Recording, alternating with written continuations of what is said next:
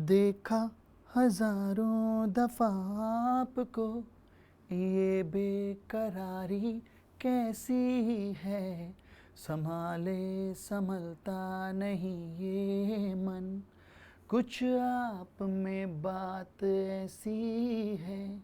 देखा हजारों दफा आपको, फिर बेकरारी कैसी है, संभाले संभलता नहीं ये मन, कुछ आप में बात ऐसी है। हेलो बच्चा पार्टी, कैसे हो सारे? वेलकम टू विश्वास कॉमर्स बैच।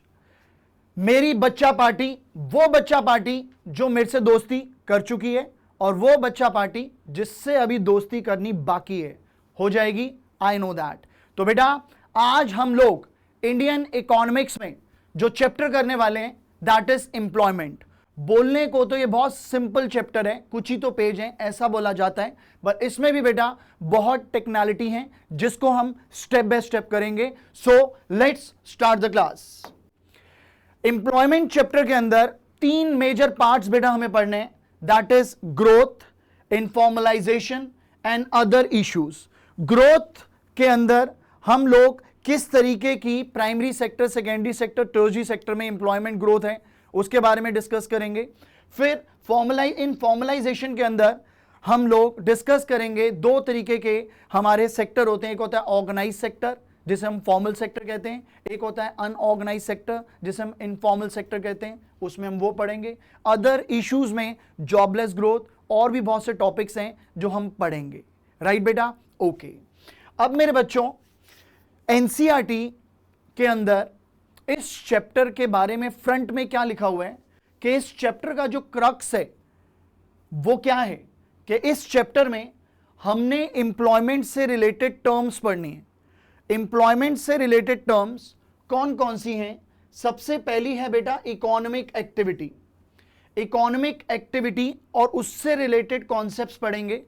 वर्कर्स कौन होते हैं, वर्क फोर्स क्या होती है, लेबर फोर्स क्या होती है, वर्कर पॉपुलेशन रेशियो क्या होता है, ये सारी चीजें हम पहले पार्ट में पढ़ेंगे। सेकेंड पार्ट में हम ये पढ़ेंगे कि मेन और वुमेन डिफरेंट इकोनॉमिक एक्टिविटीज में इन्वॉल्व हैं वेरियस सेक्टर्स में। हमें पता है सेक्टर्स कौन से होते हैं, primary sector, secondary sector, tertiary sector, right? फिर बेटा nature and extent of unemployment, और लास्ट में गवर्नमेंट ने क्या क्या पॉलिसीज निकाली हैं एम्प्लॉयमेंट को जनरेट करने की, ये इस चैप्टर में हम पढ़ेंगे, राइट बेटा? अब बेटा सबसे पहले गांधी जी की एक कोट है, एम्प्लॉयमेंट चैप्टर एनसीईआरटी में गांधी जी की एक कोट है, और गांधी जी ने क्या बोला जरा ध्यान से, यहां अंग्रेजी लिखी हुई है, मैं हिंदी में समझा रहा हूं आपको। गांधी जी कहते थे जो मशीन का क्रेज है, जो मशीन यूज करने का पागलपन है, वो देश के लिए बहुत खतरनाक है। मशीन से मुझे कोई प्रॉब्लम नहीं है, क्या कहते थे गांधी जी? मशीन से मुझे कोई प्रॉब्लम नहीं है, पर जितनी भी इंडस्ट्री क्रेजी होती जा रही है मशीन को यूज करने में, और वो हर एक चीज को मशीन से प्रोड्यूस करना चाह रही हैं, तो जो लेबर सेविंग अगर तुम करोगे तो हमारे देश में लोग बेरोजगार हो जाएंगे, अनएम्प्लॉयड हो जाएंगे और सड़कों पे आ जाएंगे और भूखे मरेंगे। तो इसलिए गांधी जी का कहना है कि एम्प्लॉयमेंट जनरेशन जरूरी है, क्योंकि हिंदुस्तान में पॉपुलेशन ज़्यादा है और मोस्टली पॉपुलेशन किस पे बेस्ड है, एग्रीकल्चर सेक्टर पे बेस्ड है। तो आप अगर मशीनें भी ले आओगे इंडस्ट्रियल सेक्टर में तो जॉब्स चली जाएंगी। तो मशीन का यूज़ करना सही है, हर चीज़ में यूज़ करना, उसके लिए क्रेजी होना कि हम अपने देश में मशीन से ही सब कुछ करेंगे, ये खतरनाक है। क्योंकि हमारे देश की पॉपुलेशन है जिस वजह से हम कह सकते हैं कि अगर हमने ऑटोमेशन का यूज़ किया, टेक्नोलॉजी का ज़्यादा यूज़ किया, तो हमारे देश में अनएम्प्लॉयमेंट बढ़ेगी। ये मेरे लिए कंसर्न की बात है, ये गांधी जी ने बोला था।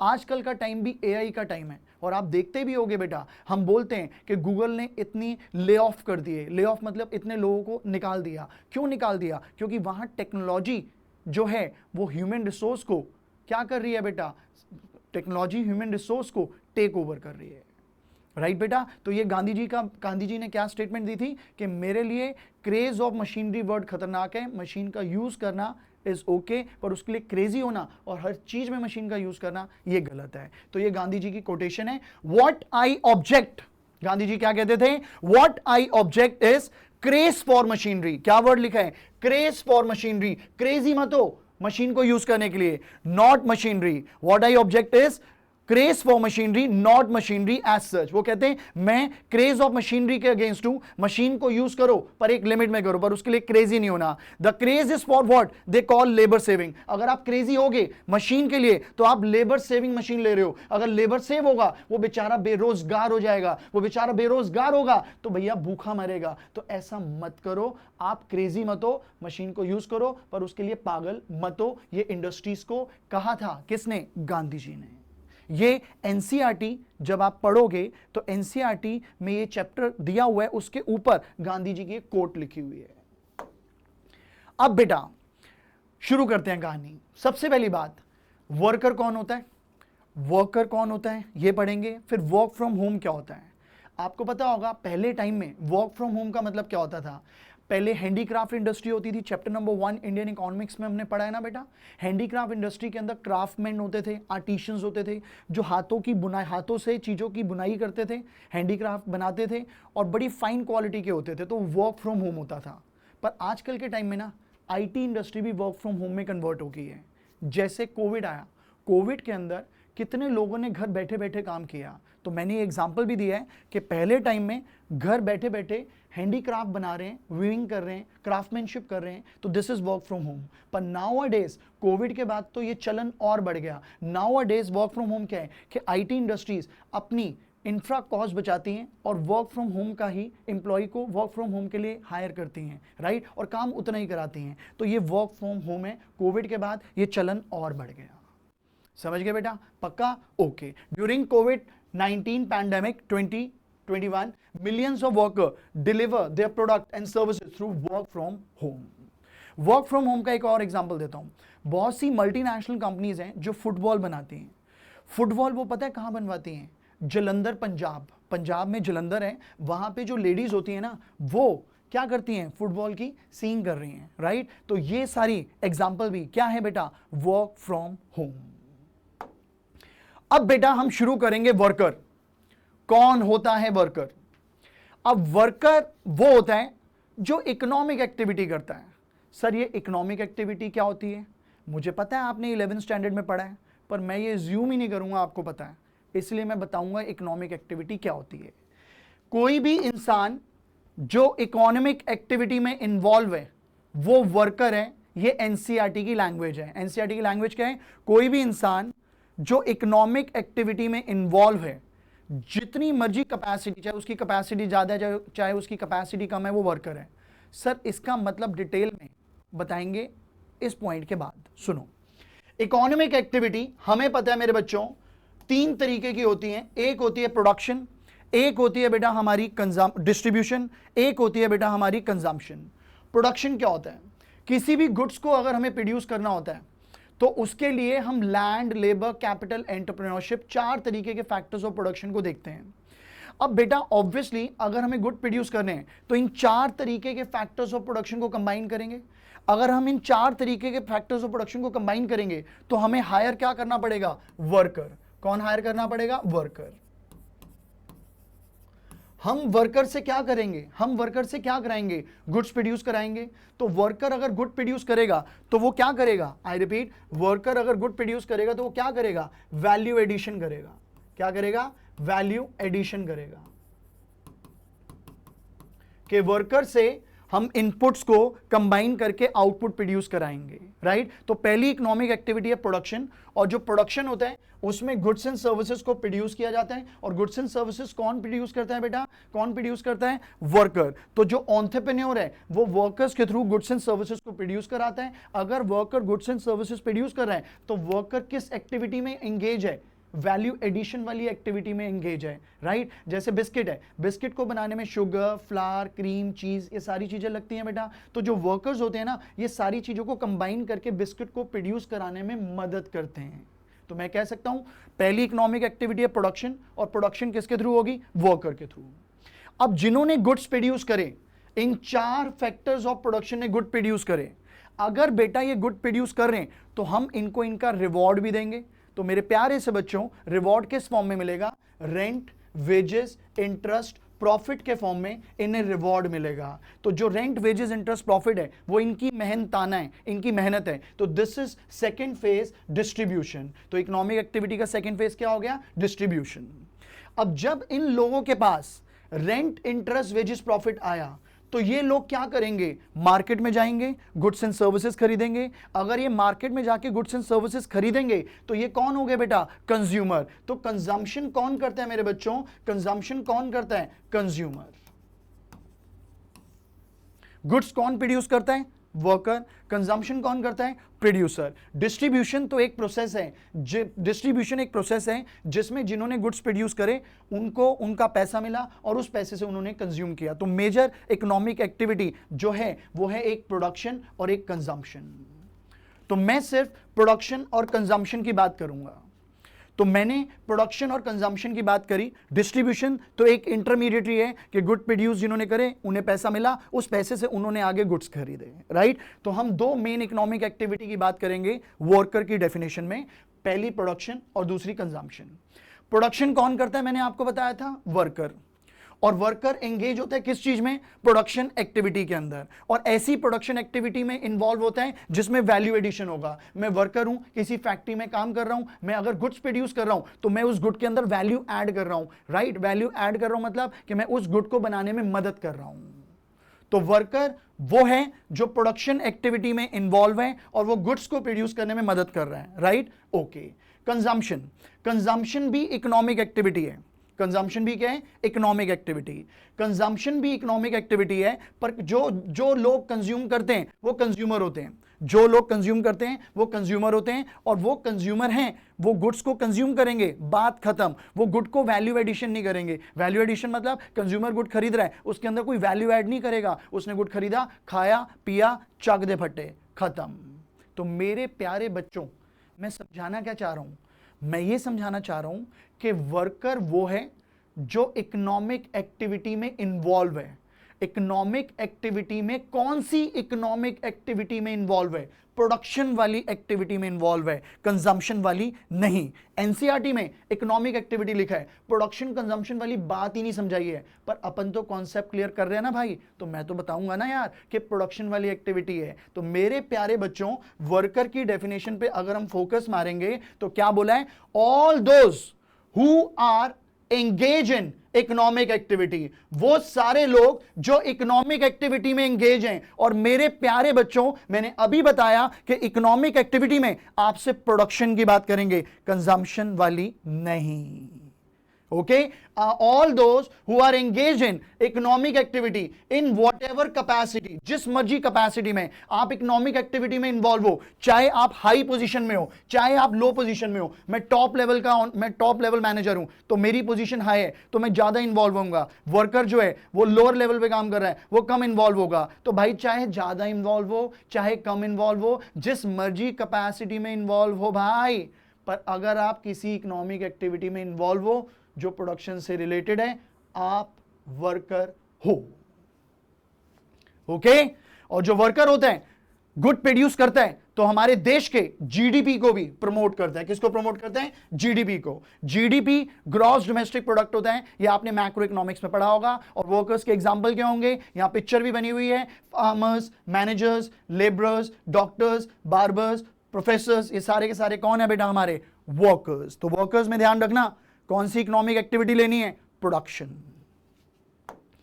फिर उसके बाद मेरे बच्चों, who is a worker? Worker की डेफिनेशन बता दी। अब डिटेल में थोड़ा सा और पढ़ते हैं कि वर्कर कौन है। पहली बात, वर्कर वो है जो इकोनॉमिक एक्टिविटी में इन्वॉल्व है, प्रोडक्शन वाली, राइट। एनसीईआरटी में मेंशन नहीं है पर हमें पता होना चाहिए प्रोडक्शन वाली इकोनॉमिक एक्टिविटी में। उसके अलावा वर्कर कौन है? देखो, जनरली यह कहा जाता है कि वर्कर वो होता है जो एम्प्लॉयर से सैलरी लेता है। अगर मैं किसी के अंडर काम कर रहा हूं और मुझे सैलरी मिल रही है तो मैं वर्कर हूं। जनरली ये बात होती है, बोला जाता है, पर ऐसा हमेशा नहीं है। सेल्फ एम्प्लॉयड वर्कर भी होते हैं। सेल्फ एम्प्लॉयड वर्कर क्या होते हैं? मैंने अपनी खुद की रिसोर्सेज का यूज करके गुड्स को प्रोड्यूस करा, मैंने खुद का रिसोर्सेज यूज करा और मैं गुड प्रोड्यूस कर रहा हूं, तो मैं सेल्फ एम्प्लॉयड वर्कर हूं। जैसे बार्बर होता है, नाई की दुकान होती है, ठीक है, बार्बर है, ओके। देखो यहां बार्बर है, शॉपकीपर्स है, छोटे शॉपकीपर्स होते हैं, कॉबलर्स होते हैं, ये अपने खुद का पैसा लगा के अपना काम धंधा शुरू करते हैं, किसी से तनख्वाह नहीं लेते, सैलरी नहीं लेते, खुद के रिसोर्सेज लगाते हैं। साइकिल रिपेयर करने वाला होता है, खुद के रिसोर्सेज लगाते हैं और कमाता है, ये सेल्फ एम्प्लॉयड है। तो ये कहना गलत है कि हम ये बोलें कि एम्प्लॉयर अगर किसी को पे कर रहा है वो वर्कर है, वो तो वर्कर है ही है, उसके अलावा वो लोग भी वर्कर्स हैं जो खुद के रिसोर्सेज लगा के काम कर रहे हैं, they are self employed workers. Workers में सर और क्या क्या इंक्लूड होगा? आपको पता है कभी कभार मैं कोई बंदा जॉब कर रहा है, जॉब करते करते एक्सीडेंट हो गया या फिर मिटर्निटी लीव मिल गई 3 महीने की, टेम्पररी जो लोग एब्सेंट होते हैं वर्क से किसी भी रीजन की वजह से, सारे रीजंस लिखे हुए हैं यहां पे, वो भी वर्कर में काउंट होते हैं क्योंकि वो टेम्पररी जॉब पे नहीं है। तो पहला पॉइंट क्या था? एम्प्लॉयर एम्प्लॉय को पे कर रहा है, वही वर्कर नहीं होता, सेल्फ एम्प्लॉयड भी होता है। तीसरा क्या होता है?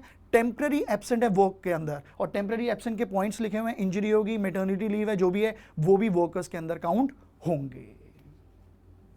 फिर मेरे बच्चों इसमें वो वर्कर भी आते हैं जो मेन वर्कर को हेल्प करते हैं। अब मैं पीडब्ल्यू में काम कर रहा हूं तो obviously I am a main worker, मेरे को सपोर्ट करने वाले बहुत सबॉर्डिनेट्स हैं मेरे, जो मेरे अंडर काम कर रहे हैं, that is below the main workers. तो जो बिलो द मेन वर्कर्स काम कर रहे हैं वो भी वर्कर्स में आते हैं क्योंकि वो मेन वर्कर की मदद कर रहे हैं काम को करने में। अब जैसे मैं ये पीपीटीज बना रहा हूं, ठीक है, ये पीपीटीज के लिए मैं भी मदद ले रहा हूं किसी की, अगर मैं जिसकी मदद ले रहा हूं तो वो बंदा मेरे अंडर काम कर रहा है, पर वो भी क्या है?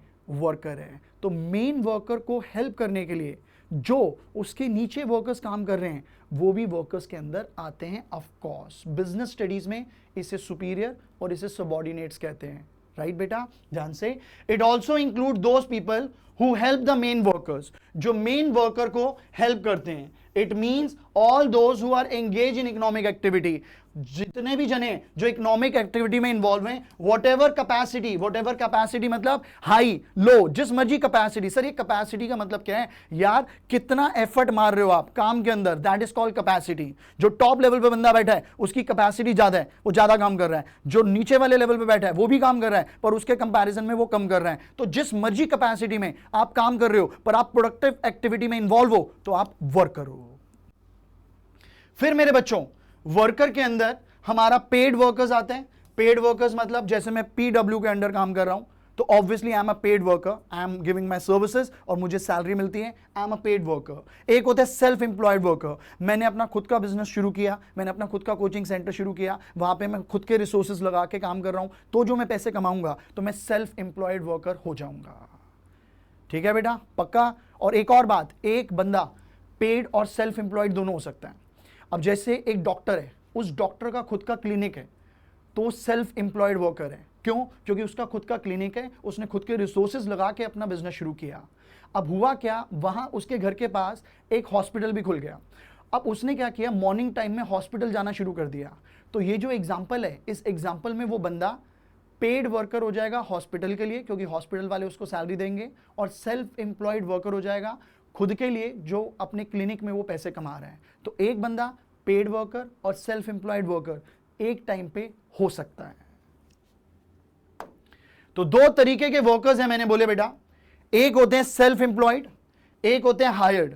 सेल्फ एम्प्लॉयड बंदा जो होता है वो होता है जो अपने खुद के रिसोर्सेज लगा के अपना बिजनेस शुरू करता है, और हायर्ड वर्कर वो होता है जो अपने सुपीरियर के अंडर सुपरविजन में काम कर रहा होता है और सैलरी ले रहा होता है। That is known as to be a hired worker, या फिर मैं इसे पेड वर्कर भी कह सकता हूं।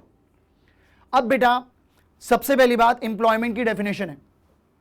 अगर मैं सिंपल टर्म में बोलूं एम्प्लॉयमेंट एक ऐसी एक्टिविटी है which enables a person to earn a living.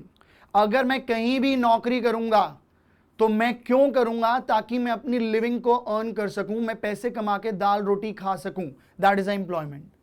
अब बेटा एम्प्लॉयमेंट दो तरीके की होती है, मैंने बताया, self employment and veg employment. Self employment क्या है? सेल्फ एम्प्लॉयमेंट, इसकी डिटेल हम पढ़ेंगे, मैंने पर चार्ट में अभी यहां समझाया है। सेल्फ एम्प्लॉयमेंट क्या है? सेल्फ एम्प्लॉयमेंट एक ऐसा अरेंजमेंट है जिसमें वर्कर अपनी खुद की रिसोर्सेज लगा के काम कर रहा है।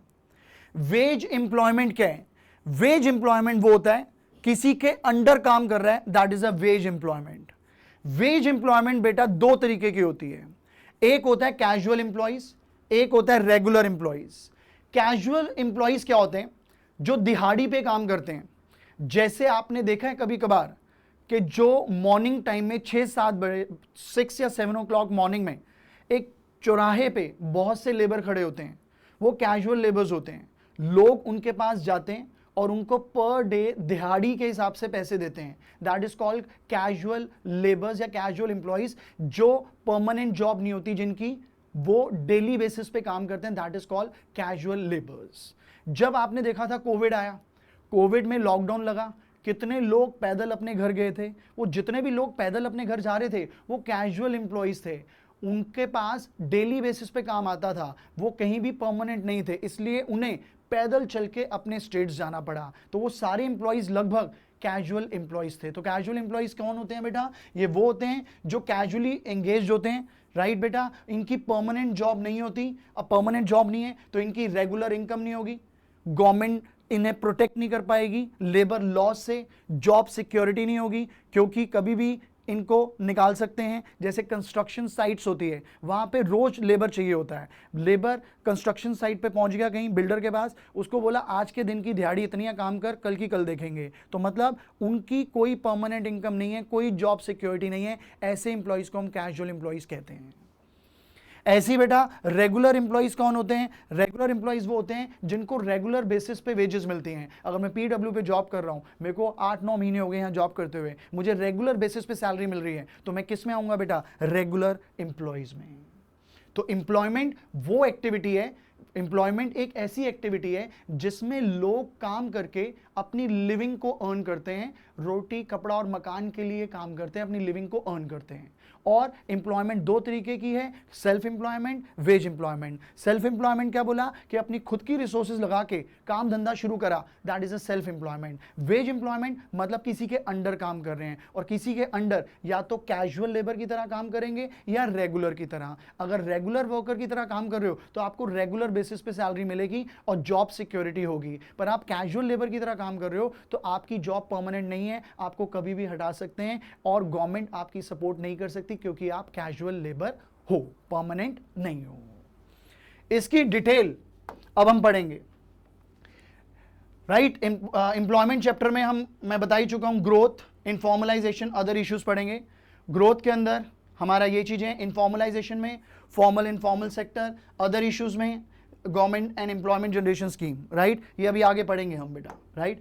पहला है सेल्फ एम्प्लॉयमेंट।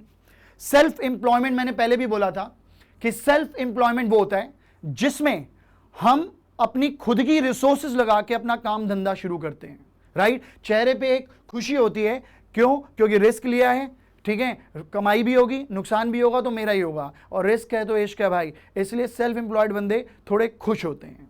ध्यान से, arrangement in which worker uses his own resources, ऐसा अरेंजमेंट जिसमें वर्कर अपनी खुद की रिसोर्सेज को यूज कर रहा है, is known as to be a self employment. बेटा नई एनसीईआरटी आई है, पुरानी एनसीईआरटी की बात नहीं कर रहा, नई एनसीईआरटी आई है, अभी पब्लिश हुई है, ठीक है। उसके अंदर हमारे देश में जो सेल्फ एम्प्लॉयड लोग हैं वो 57% है वर्कफोर्स के। टोटल वर्कफोर्स के 57% जो हैं वो किस कैटेगरी में आते हैं? सेल्फ एम्प्लॉयमेंट में आते हैं। और सेल्फ एम्प्लॉयमेंट में मेन एंड वुमेन दोनों लोग काम कर रहे हैं। बोलो बेटा, तो मैंने क्या बोला? In case of self employment a person make use of his own land, अपनी खुद की लैंड, खुद अपनी सर्विसेज दे रहा है एज अ लेबर, खुद का पैसा और खुद सब कुछ मैनेज कर रहे हैं, that is known as to be a self employment. Shopkeepers, traders, businessman, ये जितने भी होते हैं जो खुद का काम शुरू करते हैं, that is called self employment. Okay बेटा, और मैंने क्या बोला? हमारे देश की जो वर्कफोर्स है ना, जितनी भी वर्कफोर्स है उसका 57% बंदा जो है हमारे देश में वो सेल्फ एम्प्लॉयड है। 57% बेटा, 100% में से 57% बंदा जो है वर्कफोर्स का वो सेल्फ एम्प्लॉयड है। फिर होता है बेटा वेज एम्प्लॉयमेंट। वेज एम्प्लॉयमेंट क्या होता है? कि आप किसी के अंडर काम कर रहे हो, that is known as to be a wage employment. Wage employment में भी दो तरीके के होते हैं, रेगुलर वेजेस करने वाले वर्कर और कैजुअल वाले। रेगुलर जो होते हैं उनकी जॉब सिक्योरिटी होती है, उन्हें परमानेंट बेसिस पे सैलरी मिलती है, पर जो कैजुअल होते हैं वो दिहाड़ी बेसिस पे होते हैं, रेगुलर बेसिस पे नहीं होते, उनकी जॉब सिक्योरिटी नहीं होती। मैंने बताया था, थ्योरी पढ़ेंगे। An arrangement in which worker sell his labor, ऐसा अरेंजमेंट जिसमें लेबर अपनी सर्विसेज को सेल कर रहा है, अपनी सर्विसेज को दे रहा है और रिटर्न में वेजेस कमा रहा है। क्या कमा रहा है? रिटर्न में वेजेस कमा रहा है, is known as wage employment. ठीक है बेटा, अंडर वेज एम्प्लॉयमेंट वर्कर जो होते हैं उनको हम कहते हैं हायर्ड वर्कर। क्या कहते हैं बेटा? Hired worker. और हायर कौन करता है वर्कर को? एम्प्लॉयर। कौन हायर करता है? एम्प्लॉयर। तो बायर ऑफ लेबर, लेबर की सर्विसेज को बाय कौन करता है? एम्प्लॉयर। और एम्प्लॉयर कौन होता है? कंपनी का ऑनर। समझ गए बेटा? Okay. Workers do not have any other resources, जो वर्कर है उसके पास खुद की रिसोर्सेज नहीं है और उसमें इतनी हिम्मत भी नहीं है कि वो अपना खुद का काम धंधा शुरू करे, तो इसीलिए वो किसी के अंडर काम कर रहा है। और अगर वो किसी के अंडर काम कर रहा है तो that is known as to be a wage employment. मेरे प्यारे बच्चों, वेज एम्प्लॉयमेंट मैंने आपको बोला था दो तरीके की होती है, regular workers and casual workers. मैंने एग्जांपल दिया था, एक डॉक्टर है, उसका खुद का क्लिनिक है, that is a self employed. अब वही डॉक्टर अगर किसी हॉस्पिटल में कुछ टाइम के लिए 3-4 घंटे के लिए उस हॉस्पिटल में जाके अपनी सर्विसेज दे रहा है तो वो क्या हो जाएगा? Wage employed. तो एक बंदा self employed, wage employed at the same time हो सकता है। जैसे स्कूल में कोई पढ़ा रहा है teacher, that is a hired worker, ये कौन सा हो जाएगा? Veg employment. स्कूल में पढ़ा रहे हैं, स्कूल वाले सैलरी देंगे। उसी टीचर ने अपना घर में कोचिंग सेंटर खोल लिया तो ये क्या हो जाएगा? Self employed. तो कहने का मतलब क्या है? कोई भी बंदा सेल्फ एम्प्लॉयड, वेज एम्प्लॉयड एक बार में हो सकता है। अब मेरे बच्चों, रेगुलर वर्कर वो होते हैं जो जिनकी रेगुलर बेसिस पे सैलरी आती है और उन्हें सोशल सिक्योरिटी स्कीम मिलती है, पेंशन वगैरह सोशल सिक्योरिटी स्कीम मिलती है, राइट? बेनिफिट सारे मिलते हैं। Okay. When a worker is engage by someone or by enterprise and in paid wages regular basis पे वेजेस मिल रही हैं, वो रेगुलर सैलरीड एम्प्लॉइज होते हैं। Workers are hired on permanent basis, workers को परमानेंट बेसिस पे हायर किया जाता है और उनको सोशल सिक्योरिटी बेनिफिट पता है ना? प्रोविडेंट फंड, पेंशन, सब कुछ मिलता है। बोलो। और ऑब्वियसली ये परमानेंट वर्कर्स हैं तो ये गवर्नमेंट का जो लॉ होता है, वेज लॉ, उसके अंदर आएगा, लेबर लॉस के अंदर आएगा। अगर इसके साथ कुछ गलत होता है, ये लेबर लॉ के बेसिस पे कंपनी को कोर्ट में सू भी कर सकता है। बोलो। तो मेरे प्यारे बच्चों, मैंने क्या बोला था? सेल्फ एम्प्लॉयमेंट जो था, टोटल वर्कफोर्स, हमारे देश में जितनी भी वर्कफोर्स है, मैंने पॉपुलेशन नहीं बोला, वर्कफोर्स बोला। पॉपुलेशन क्यों नहीं बोला? क्योंकि बेटा सारी की सारी पॉपुलेशन वर्कफोर्स तो नहीं हो सकती, बच्चे भी हैं, जवान बच्चे भी हैं, 15 साल से नीचे वाले बच्चे वर्कफोर्स में नहीं आते, 60 साल से ऊपर वाले जो एजेड होते हैं वो भी वर्कफोर्स में हमारे देश में काउंट नहीं करते। तो मैंने बोला टोटल वर्कफोर्स में से 57% हमारे सेल्फ एम्प्लॉयड हैं। ठीक है बेटा, 57% क्या है? Self employed. अब वेज एम्प्लॉयमेंट में क्या है? वेज एम्प्लॉयमेंट में रेगुलर वर्कर्स जो है हमारे देश में वो 21% है। ये हमारी करंट एनसीईआरटी का डेटा है, पुरानी एनसीईआरटी में अलग डेटा था, ये करंट एनसीईआरटी का डेटा है। क्योंकि जो रेगुलर वर्कर्स हमारे देश में वो अप्रोक्सीमेशन में 21% है। अब बेटा एग्जाम्पल दिया, प्रोफेसर्स, टीचर्स, सिविल इंजीनियर्स, ये सारे के सारे हमारे किस में आते हैं बेटा? रेगुलर एम्प्लॉइज में। किस में आते हैं? रेगुलर एम्प्लॉइज में। अब बेटा हम बात करेंगे कैजुअल वर्कर्स की। कैजुअल वर्कर्स मतलब जो दिहाड़ी पे काम करते हैं। तुम्हें दिख रहा होगा ये कंस्ट्रक्शन साइट पे भैया ईंटें सर पे रख के ऊपर जा रहे हैं, बहुत मेहनत का काम होता है बेटा, राइट? और ये सारे काम कर रहे हैं। ये जितने भी कैजुअल वर्कर्स हैं इनकी दिहाड़ी बेसिस पे, डेली बेसिस पे इन्हें वेजेस मिलती है। आज काम किया, आज का कमाया, कल का नया देखेंगे, वहीं जाएंगे काम करने, क्या कहीं और जाएंगे। ऐसे वर्कर्स को हम कैजुअल वर्कर्स कहते हैं।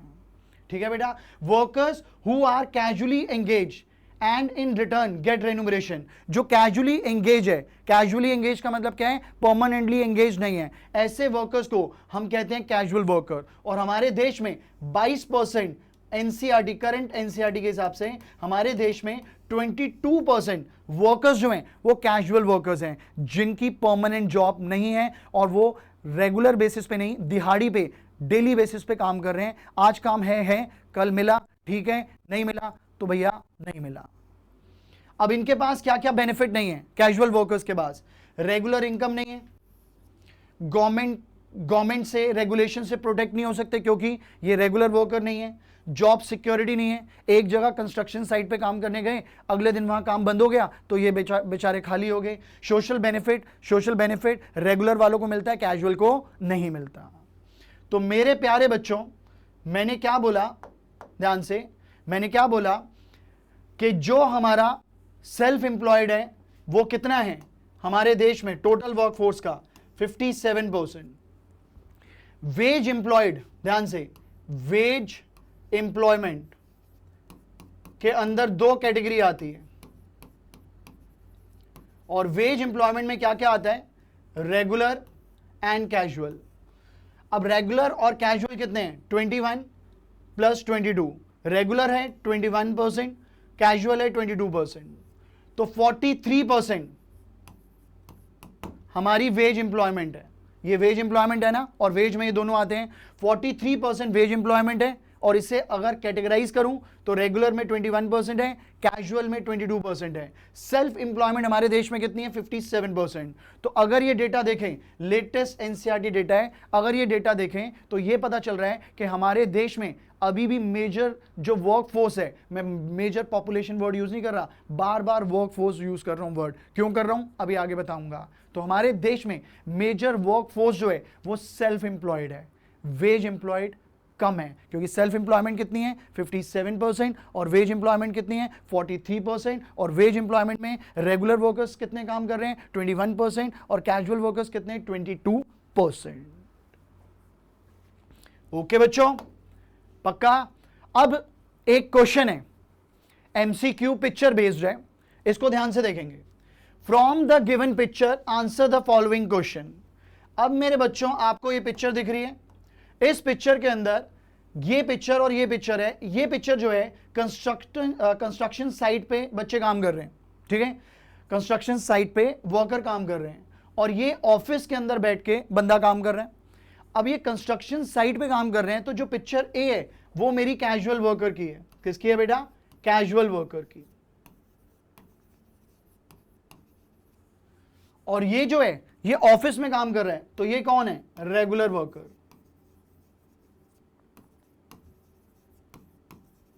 तो ध्यान से, identify picture A and picture B as types of wage employment. Wage employment के अंदर दो आती हैं, कैजुअल और रेगुलर। तो पिक्चर ए जो है वो कैजुअल वर्कर है क्योंकि कंस्ट्रक्शन साइट पे काम कर रहे हैं, दिहाड़ी पे काम करते हैं, और ये जो है रेगुलर है। ठीक है बेटा, तो पहले का आंसर हमें पता चल गया, क्या, कैजुअल वर्कर पिक्चर ए है और पिक्चर बी रेगुलर वर्कर है। फिर second question, out of two types of wage employment identify in picture 1 above which one has more share in India's workforce। India की वर्कफोर्स में किसका शेयर ज्यादा है, बताओ। इंडिया की वर्कफोर्स में जो हमने दो ऊपर पढ़ी हैं, कैजुअल ज्यादा है कि रेगुलर ज्यादा है। अब तुम कहोगे क्या, जरा ये देखो भैया, इन दोनों को कंपेयर किया था हमने, रेगुलर और कैजुअल निकाले, इन दोनों को कंपेयर किया था, इसमें से ज्यादा किसकी परसेंटेज है, 22% according to new NCERT data. तो मैं आंसर में क्या लिखूंगा कि जो दो पिक्चर्स अभी हमने देखी उसमें कैजुअल वर्कर्स में हमारे देश में ज्यादा लोग हैं और रेगुलर में कम है। तो मेरे प्यारे बच्चों, which one has more share in India's workforce, किसका शेयर ज्यादा है, कैजुअल का। कैजुअल का शेयर ज्यादा क्यों है, क्योंकि मैंने अभी बताया ना बेटा, कैजुअल कितना है 22%, रेगुलर कितना है 21%, तो इसलिए इसका आंसर क्या हो जाएगा, कैजुअल का। Okay, which one are hired on permanent basis and also get social security benefit. इन दोनों में से कौन परमानेंट बेसिस पे काम कर रहा है और उसे सोशल सिक्योरिटी मिलेगी, इसका आंसर है रेगुलर वर्कर। ठीक है बेटा, इस टाइप का क्वेश्चन आ सकता है। अब जरा थर्ड क्वेश्चन देखो, out of wage employment and self employment. तीसरा क्वेश्चन देखो, out of wage employment and self employment. Wage employment और सेल्फ एम्प्लॉयमेंट में से मेजर शेयर वर्कफोर्स का हिंदुस्तान में किसका है, मैंने बताया था ना, किसका, 57% है, किसका बेटा, सेल्फ एम्प्लॉयमेंट का, और 43% है, किसका बेटा, 43% किसका है, वेज एम्प्लॉयमेंट का। और वेज एम्प्लॉयमेंट दो तरीके थी, कैजुअल और रेगुलर, राइट। देखो मैं बोलूंगा सेल्फ एम्प्लॉयमेंट का मेजर शेयर है 57%, और जो वेज एम्प्लॉयमेंट है उसका शेयर है 43%, और 43 में से मैंने बताया था 21% जो है वो रेगुलर वर्कर्स का है और 22% जो है वो कैजुअल वर्कर्स का है। तो आंसर क्या है? सेल्फ एम्प्लॉयमेंट का रेशो हमारे देश में वर्कफोर्स का ज्यादा है। तो इस टाइप का क्वेश्चन आपको आ सकता है। फिर मेरे बच्चों ध्यान से, despite women participation in family farm activity they are not categorise as worker. Worker वो होता है जो किसी भी कैपेसिटी में काम कर रहा हो और उसको उसके बदले वेजेस मिल रही हो। क्वेश्चन यहां बोला है कि जो वुमेन का पार्टिसिपेशन है, अब जैसे रूरल एरिया में जो औरतें होती हैं वो मदद करती हैं, इकोनॉमिक कंडीशन इतनी पुअर होती है रूरल एरिया के अंदर कि जो औरतें होती हैं वो मदद करती हैं आदमियों की, बट वो जो एफर्ट कर रही हैं एज अ लेबर उसको मॉनेटरी टर्म्स में मेजर नहीं कर सकते, इसीलिए हम उससे वर्कर नहीं कहेंगे। तो ये सीबीएसई 2022 का क्वेश्चन है टर्म 2 का कि despite women participation in family farm activity, जो रूरल एरिया में फार्म एक्टिविटी है वहां पे वुमेन का पार्टिसिपेशन बहुत ज्यादा है, फिर भी हम उन्हें वर्कर्स कंसीडर नहीं करते। क्यों? Women participation actively in a family farm activity, however this participation is not recognised as a productive activity. इसे प्रोडक्टिव एक्टिविटी नहीं मानते। क्यों? क्योंकि इनको कोई वेजेस नहीं मिल रही उसके बिहाफ पे जो वो सर्विसेज दे रही हैं, इसीलिए उन्हें वर्कर्स में कैटेगराइज नहीं किया जाता। और ये आंसर भी जो मार्किंग स्कीम में आया था मैंने आपको वो दिया है। नेक्स्ट क्वेश्चन, विक्टर एक बंदा है, वो 2 घंटे के लिए काम कर रहा है और बाकी सारा टाइम वो अनएम्प्लॉयड है। क्या वो वर्कर है? बेटा कोई भी बंदा किसी भी कैपेसिटी और किसी भी टाइम पीरियड के लिए काम कर रहा हो, अनएम्प्लॉयमेंट का मतलब क्या है? एक दिन में अगर बंदे के पास आधे घंटे का भी काम नहीं है तो वो अनएम्प्लॉयड है। पर अगर बंदा दिन में 2 घंटे काम कर रहा है फिर खाली है तो वो कौन सा वर्कर हो गया? Casual worker. और कैजुअल वर्कर होता है। तो मेरे को क्वेश्चन क्या पूछा है कि Victor is able to get work only for 2 hours in a day, rest of the day वो काम ढूंढ रहा होता है। Is he unemployed? क्या वो अनएम्प्लॉयड है? आंसर है no, Victor is not unemployed, unemployed नहीं है। अकॉर्डिंग टू इकोनॉमिस्ट क्या कहते हैं कि अनएम्प्लॉयड पर्सन वो होता है which is not going to get work even 1 hour in a half a day. 1 घंटे का भी आधे घंटे का भी काम किसी को नहीं मिल रहा तो वो अनएम्प्लॉयड होता है। पर भाई को तो 2 घंटे का काम मिल रहा है तो वो अनएम्प्लॉयड है। पर वो कौन सा वर्कर है? कैजुअल वर्कर है। कौन सा वर्कर है? कैजुअल। नीचे एक और क्वेश्चन है, वहां विक्टर की जगह राम लिख दिया तो आप विक्टर को हटा के राम लिख दो, आंसर सेम है। ठीक है बेटा, ये भी सीबीएसई 2022 का क्वेश्चन है बेटा, बहुत ही सिंपल है। नेक्स्ट बेटा, compare to urban women more rural women are found working. Urban women जो है, अर्बन एरिया शहरों में जो औरतें होती हैं वो काम कम करती हैं एज कंपेयर टू जो रूरल एरिया वहां की औरतें। ऐसा क्यों? क्योंकि जो अर्बन एरिया है वहां पे जो मेल काउंटर पार्ट है, जो मेल है उनकी इनकम ज्यादा होती है, तो इसीलिए फीमेल को मर्जी है तो काम कर लें, एल्स फीमेल को काम नहीं भी करेंगे तो चलेगा।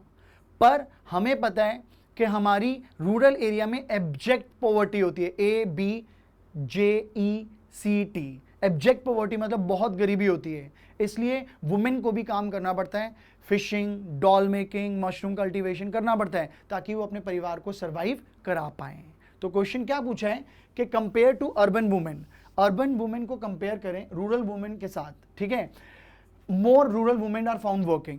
दूसरा जो सीबीएसई 2022 में क्वेश्चन आया था, in India women participation rate is lower in urban area. Urban area के अंदर जो औरतें हैं वो कम काम करती हैं as compare to rural area. काम करती हैं पर कम करती हैं, क्यों? क्या रीजन है? ये 2022 का क्वेश्चन है बेटा। पहला, more rural women are involve in farm and farm activities. ज्यादा रूरल वुमेन इसमें इन्वॉल्व होती हैं। और वो क्यों इन्वॉल्व होती हैं? क्योंकि उनकी इकोनॉमिक कंडीशन, माली हालत बहुत वीक होती है, फाइनेंशियल कंडीशन अच्छी नहीं होती, इसलिए उन्हें इन्वॉल्व होना पड़ता है। On the other hand in urban area, NCERT का आंसर है बेटा, ये सीबीएसई की मार्किंग स्कीम में दिया हुआ था। In urban area male workers are generally able to earn reasonably. वो ज्यादा कमाते हैं, गुड इनकम है, इसलिए अर्बन फैमिलीज जनरली डिस्करेज करती हैं फीमेल्स टू वर्क। सोच है, आज देश बहुत आगे जा रहा है, राइट, सोच है, पर ठीक है, मेजर पार्ट ऐसा ही सोचता है, तो इसलिए सीबीएसई ने क्वेश्चन दिया और उसका ये आंसर है, राइट। तो ये 3 पॉइंट्स आएंगे झकास, और 3 नंबर का क्वेश्चन आया था, 3 में से 3 ऐसे ही पॉइंटर्स के साथ लिखना है। नेक्स्ट बेटा, सेम उसी से रिलेटेड ही है, why are less women found in regular salaried employment. कम औरतें रेगुलर जॉब में इन्वॉल्व हैं, कम औरतें क्यों। फिर उसके बाद out of 30 million formal sector workers only 21% women are in a regular job. मतलब इंफोसाइज किस पे किया है कि जो वुमेन जॉब होती हैं वो रेगुलर इन नेचर की कम होती हैं, क्यों। Reason, lesser women are found in regular salary employment, why, lack of mobility among women due to social constraint. Social constraint होता है कि यार हम मोबिलिटी नहीं कर सकते, ऑफिस दूर है या इस शहर से उस शहर में जाना है, अलाउड नहीं है, इस तरीके की चीज़ें अभी भी बचकानी हरकतें हमारे देश में कुछ कुछ जगह होती हैं। तो इसलिए जो फीमेल हैं वो रेगुलर बेसिस पे जॉब नहीं कर पाती हैं, right. Regular salary employed required job skill, ये तो बहुत बदतमीज बात है। कह रहा है रेगुलर सैलरीड एम्प्लॉयड बंदा है, जॉब स्किल्स होती हैं। क्या लेडीज में जॉब स्किल्स नहीं होती? होती हैं भाई, पर वो परसेंटेज कम है क्योंकि हमारे देश में लिटरेसी रेट जो फीमेल का है वो कम है, उस बेसिस पे लिखा है, इसलिए प्लीज इसे पर्सनली मत लेना यार, राइट। देश के हिसाब से बताया है। Low level of education among women, वही लिटरेसी रेट जो है वुमेन के ऊपर बहुत लो है, पर आने वाले टाइम में ये चीजें इंप्रूव होंगी, मुझे पूरा विश्वास है। पर low literacy rate as of now, female literacy rate हमने चैप्टर नंबर 1 इंडियन इकोनॉमिक्स में पढ़ा था, बहुत लो है, उस पर गवर्नमेंट को फोकस करना चाहिए। देश बदल रहा है पर कब बदलेगा ये नहीं पता, पर एक स्टेप आगे जा चुके हैं हम इन चीजों में, राइट। तो अगर ये क्वेश्चन आया, ये इसके 3 पॉइंट्स है बेटा, 3 में से 3। अब बेटा जो नेक्स्ट टॉपिक है दैट इज वेरी कॉन्सेप्चुअल, पर सच्ची बताऊं बहुत मजा आएगा अगर आप बहुत फोकस होकर सुनोगे। तो ये चीजें एनसीईआरटी में इतनी डिटेल में नहीं दी हुई हैं, पर बहुत कॉन्सेप्चुअल हैं और मेन कॉन्सेप्ट को समझाने में ये मदद करेंगी, इसलिए मैं ये चीज समझा रहा हूं। सबसे पहली बात, लेबर सप्लाई क्या होता है। मैं एक लेबर हूं, मुझे अपनी सर्विसेज की सप्लाई देनी है, तो वो डिपेंड करेगा किस चीज पे, कि तुम मुझे रोकड़ा कितना दे रहे हो। समझ रहे हो, मैं लेबर हूं, मैं अपनी सर्विसेज जो दूंगा, लेबर अपनी सप्लाई करता है। लेबर सप्लाई मतलब लेबर अपनी सप्लाई कर रहा है, लेबर अपनी सर्विसेज दे रहा है। तो जो लेबर सप्लाई है ना मेरे बच्चे, ये डिपेंड करता है कि मुझे रोकड़ा कितना मिल रहा है।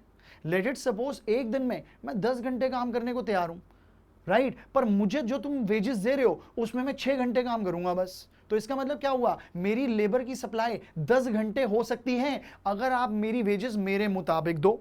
अगर आप वेजेस अपने मुताबिक दे रहे हो तो भाई मैं 6 घंटे काम करूंगा। तो लेबर की सप्लाई 10 से 6 घंटे होगी, वेजेस अगर उसे कम मिल रही है तो जो लेबर की सप्लाई है उसमें मेन फोकस किस चीज पे है कि मेरे भैया मुझे रोकड़ा पैसा कितना दे रहे हो तुम लोग।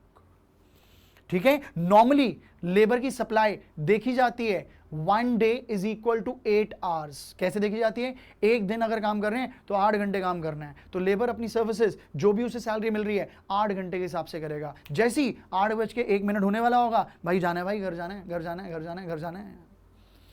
समझो मेरी बात। तो मेरे प्यारे बच्चों, जो लेबर सप्लाई है which labour services which labour willing to offer, labour अपनी सर्विसेज जो विलिंगली ऑफर करेगा, राइट, वो एक पर्टिकुलर वेज रेट पे करेगा। क्या बोला बेटा मैंने, वो पर्टिकुलरली एक वेज रेट पे करेगा कि भाई मुझे रोकड़ा कितना दे रहे हो, जितना रोकड़ा दे रहे हो मैं अपनी लेबर की सप्लाई उतनी दूंगा। लेबर की सप्लाई उतनी दूंगा मतलब कि मैं एक दिन में 24 घंटे में से 10 घंटे काम करने वाला बंदा हूं, पर तुम मुझे जो सैलरी दे रहे हो उसमें मैं 6 घंटे ही मैं काम करूंगा। तो ऑब्वियसली मैंने अपनी लेबर की सप्लाई एक दिन की 10 घंटे की मेरी विलिंगनेस है, पर मुझे तुम सैलरी जो दे रहे हो उसमें मैं 6 घंटे तुम्हें काम दूंगा। तो कंपनी ने कहा ठीक है 6 घंटे आप हमें दे दो। तो what does it mean, labour की सप्लाई इंक्रीज या डिक्रीज हो सकती है वेजेस के ऊपर बेस्ड। अगर उन्होंने कहा हमें ज्यादा टाइम चाहिए, मैं कहूंगा रोकड़ा बढ़ाओ, अब रोकड़ा बढ़ेगा तो मैं 10 घंटे काम कर लूंगा। तो व्हाट डज इट मीन कि लेबर की सप्लाई इंक्रीज या डिक्रीज होगी, ये डिपेंड करेगा वेजेस पे। किस पे डिपेंड करेगा, वेजेस पे। देखो बेटा थ्योरी पढ़ते हैं। Labour supply refers to the amount of labour that the workers are willing to offer corresponding to a particular wage rate। किसके ऊपर? Particular wage rate. मेरे को वेजेस कितनी दोगे भाई, उसके बेसिस पे मैं अपनी सप्लाई करूंगा। You may be able to work 10 hours a day, आप 10 घंटे काम कर सकते हो, पर आप 6 ही घंटे काम कर रहे हो, क्योंकि जो आपको वेजेस मिल रही हैं उसमें आप 6 घंटे काम करोगे। भैया जितनी सैलरी तुम दे रहे हो उस हिसाब से 6 घंटे दूंगा, 10 घंटे नहीं दूंगा। मैं दे सकता हूं 10 घंटे, रोकड़ा बढ़ा लो, 10 घंटे दे दूंगा। तो लेबर की सप्लाई इंक्रीज डिक्रीज हो सकती है, डिपेंड करेगा कि उसे वेजेस कितनी मिल रही है, सैलरी कितनी मिल रही है। ठीक है, तो labour supply 10 is measured in terms of man hour of work. Man hour of work का मतलब क्या है, ध्यान से, जो लेबर की सप्लाई है वो मेजर होती है कैसे? Man hour of work. और मैन आवर ऑफ वर्क का मतलब क्या है कि एक दिन में लेबर कितना काम कर रहे हैं। जैसे मैं कहता हूं एक दिन के अंदर जब हम जॉब पे जाते हैं तो 1 man day is equal to 8 hours, 8 घंटे काम करना है। नॉर्मली यही चल रहा है। ठीक है बेटा, श्योर? तो जरा देखो ध्यान से, labor supply thus is measured in terms of man hours of work. 8 man hours is equal to 1 day. It is always estimated in relation to what? Wages. तो जो लेबर सप्लाई है वो रोकड़े पे, वेजेस पे डिपेंड करती है। तो ये है मेरा लेबर सप्लाई। अब है मेरा बच्चा लेबर फोर्स। लेबर फोर्स का मतलब क्या है? लेबर फोर्स का मतलब है कितने वर्कर्स काम कर रहे हैं और उनको नौकरी मिल गई है, और कितने वर्कर्स जो काम करना चाहते हैं, they are willing but not getting the work. Labour force का मतलब क्या है?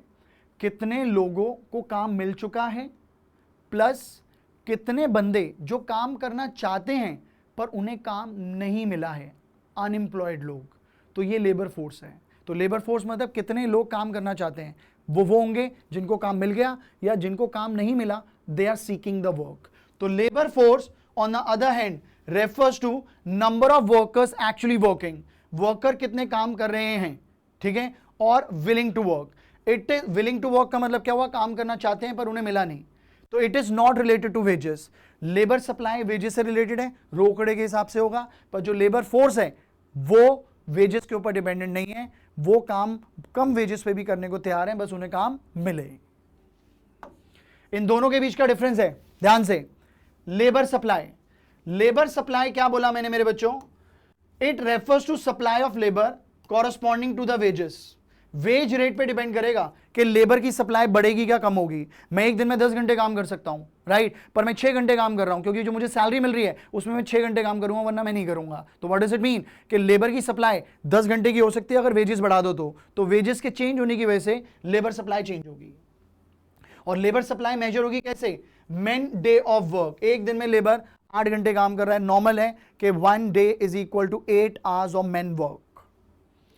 लेबर फोर्स क्या होता है? लेबर फोर्स क्या है? It refers to number of person actually working, कितने बंदे काम कर रहे हैं और कितने काम करना चाहते हैं।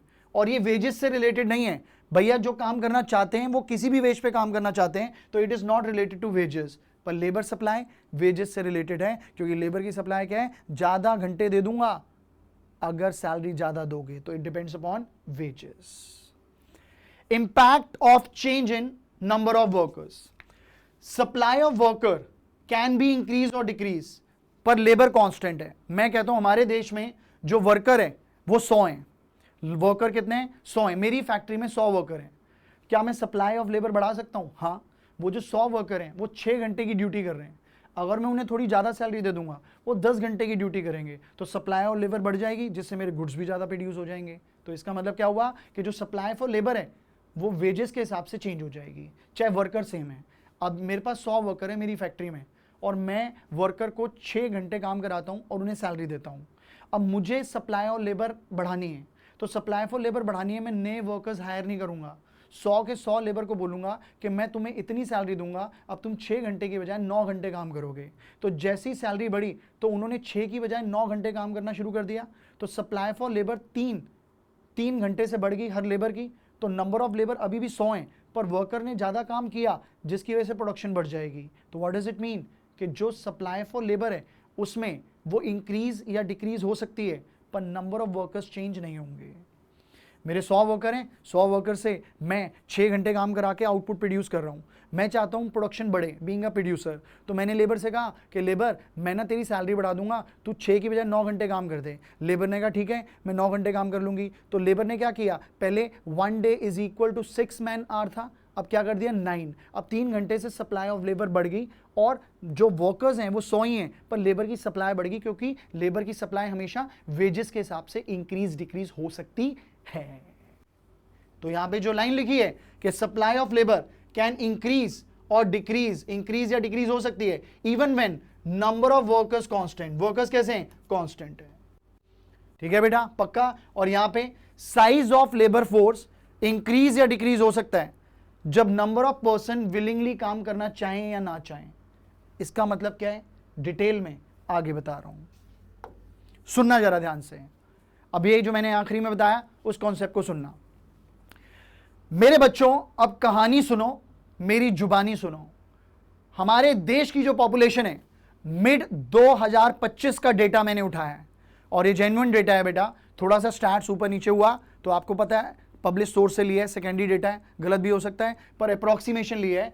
हमारे देश की जो पॉपुलेशन है 146 करोड़ है। क्या बात, 146 करोड़ हमारे देश की पॉपुलेशन है बेटा। जिसमें से जो लेबर फोर्स है, लेबर फोर्स कौन होती है, वो बंदे जो नौकरी कर रहे हैं प्लस वो बंदे जो नौकरी करना चाहते हैं, उन्हें नौकरी नहीं मिल रही, पर वो लेबर फोर्स में काउंट होंगे क्योंकि वो नौकरी करना चाहते हैं, उन्हें नौकरी मिल नहीं रही है। तो लेबर फोर्स में हमारा एम्प्लॉयड और अनएम्प्लॉयड होते हैं। लेबर फोर्स 60.7 करोड़ है। ये लेबर ब्यूरो डेटा है 2025 का, समझ गए बेटा, राइट, एक्चुअल डेटा है ये, राइट। तो 60.7 करोड़ है हमारे इंडियन लेबर फोर्स के अकॉर्डिंग। लेबर फोर्स हमारे देश में 60.7 करोड़ है। भाई साहब, पॉपुलेशन 146 करोड़ और लेबर फोर्स 60.7 करोड़। सर इतना सारा गैप, यार गैप तो होगा ही, छोटे बच्चे भी तो होते हैं, वो भी तो पॉपुलेशन में आते हैं, उनसे थोड़ा ना नौकरियां कराओगे। बोलो, 60 साल से ऊपर जो एजेड हैं उनसे थोड़ा ना नौकरियां कराओगे। ये बात अलग है, अमिताभ बच्चन जी अभी भी काम कर रहे हैं, चकदे फट्टे करे हुए हैं, पर फिर भी हमारे देश में ये बोला जाता है, हमारे देश में ये बोला जाता है कि जो 15 साल से नीचे बच्चे हैं और जो 60 साल से ऊपर हैं वो लेबर फोर्स में इंक्लूड नहीं होंगे, ये हमारे देश में बोला जाता है। पर जो पुअर चिल्ड्रन हैं उन्हें 15 से नीचे भी बेचारों को काम करना पड़ता है, पर वो डेटा कैलकुलेट नहीं हो सकता, इसलिए वो लेबर फोर्स में नहीं आता। तो मेरे प्यारे बच्चों, लेबर फोर्स में क्या क्या नहीं आएगा, लेबर फोर्स में कैलकुलेट करूंगा उसमें क्या क्या नहीं आएगा। पहला, अनफिट पीपल। अनफिट पीपल में कौन होगा, ओल्ड, हैंडीकैप पर्सन, राइट। दूसरा, people who are not willing to work, ऐसे भी लोग हैं जो काम ही करना नहीं चाहते, right. People who are not available for work, बहुत से लोग जो अवेलेबल ही नहीं है काम करने के लिए। बच्चे, 15 साल से नीचे वाले बच्चे और 60 साल से ऊपर वाले एजेड लोग, वो हमारे लेबर फोर्स में नहीं आते। तो मेरे बच्चों, टोटल पॉपुलेशन 146 करोड़ है, उसमें से लेबर फोर्स 60.7 करोड़ है। तो भैया 146 करोड़ में से 60.7 करोड़ माइनस किया तो 85.3 करोड़ लोग इस कैटेगरी में आ रहे हैं। समझ गए, इस कैटेगरी में आ रहे हैं छोटे बच्चे, 15 साल से नीचे वाले और जो एजेड हैं। और ये जो हमारे लेबर फोर्स के अंदर ये लोग हम इंक्लूड नहीं करते। तो टोटल पॉपुलेशन 146 करोड़ है और हमारी लेबर फोर्स कितनी है according to the labour bureau data, कितनी है बेटा, 60.7 करोड़। तो इतने कैटेगरी के लोग 85.3 करोड़ लोग इस कैटेगरी में आ रहे हैं। Unfit people, not willing, not available, इस कैटेगरी में आ रहे हैं। तो मेरे प्यारे बच्चों, मैंने कहा हमारे देश की पॉपुलेशन कितनी है, 146 करोड़। इसमें से लेबर फोर्स कौन होते हैं, जो लेबर का काम करना चाहते हैं। और लेबर फोर्स में कौन आएंगे, वो जो इंप्लॉयड हैं, वर्क फोर्स, वर्क कर रहे हैं, प्लस जो काम चाहते हैं पर उन्हें काम नहीं मिल रहा, अनएम्प्लॉयड। तो देखो इंडिया की लेबर फोर्स कैसे निकलेगी, इंडिया की लेबर फोर्स कैसे निकलेगी बेटा, इंप्लॉयड जो नौकरी कर रहे हैं प्लस अनएम्प्लॉयड। ठीक है, हमारे देश की वर्कफोर्स क्या है, वर्कफोर्स मतलब इंप्लॉयड। वर्कफोर्स के अंदर इंप्लॉयड आएगा, अनएम्प्लॉयड वर्कफोर्स में नहीं आएगा क्योंकि उसे नौकरी नहीं मिली हुई। ये जो है डेटा 56.5 करोड़, ये मेरा इकोनॉमिक सर्वे 2024 का डेटा है। ठीक है, अब स्टैट्स है थोड़ी ऊपर नीचे हो सकती है बेटा, क्योंकि डेटा मैंने सेकेंडरी डेटा ही लिया है, ठीक है, नेट से ही लिया है, तो ऊपर नीचे थोड़ी सी हो सकती है, एक्चुअल मैंने किसी गवर्नमेंट के पब्लिकेशन से नहीं लिया, ओके, पर अप्रोक्सीमेशन सही होगा ये। तो 2024 में हमारी जो वर्क फोर्स है वो 56.5 है, तो मतलब लेबर फोर्स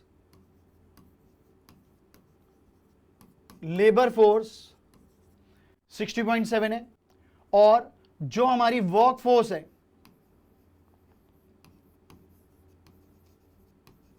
वो 56.5 है। अब बेटा मुझे अनएम्प्लॉयमेंट निकालनी है।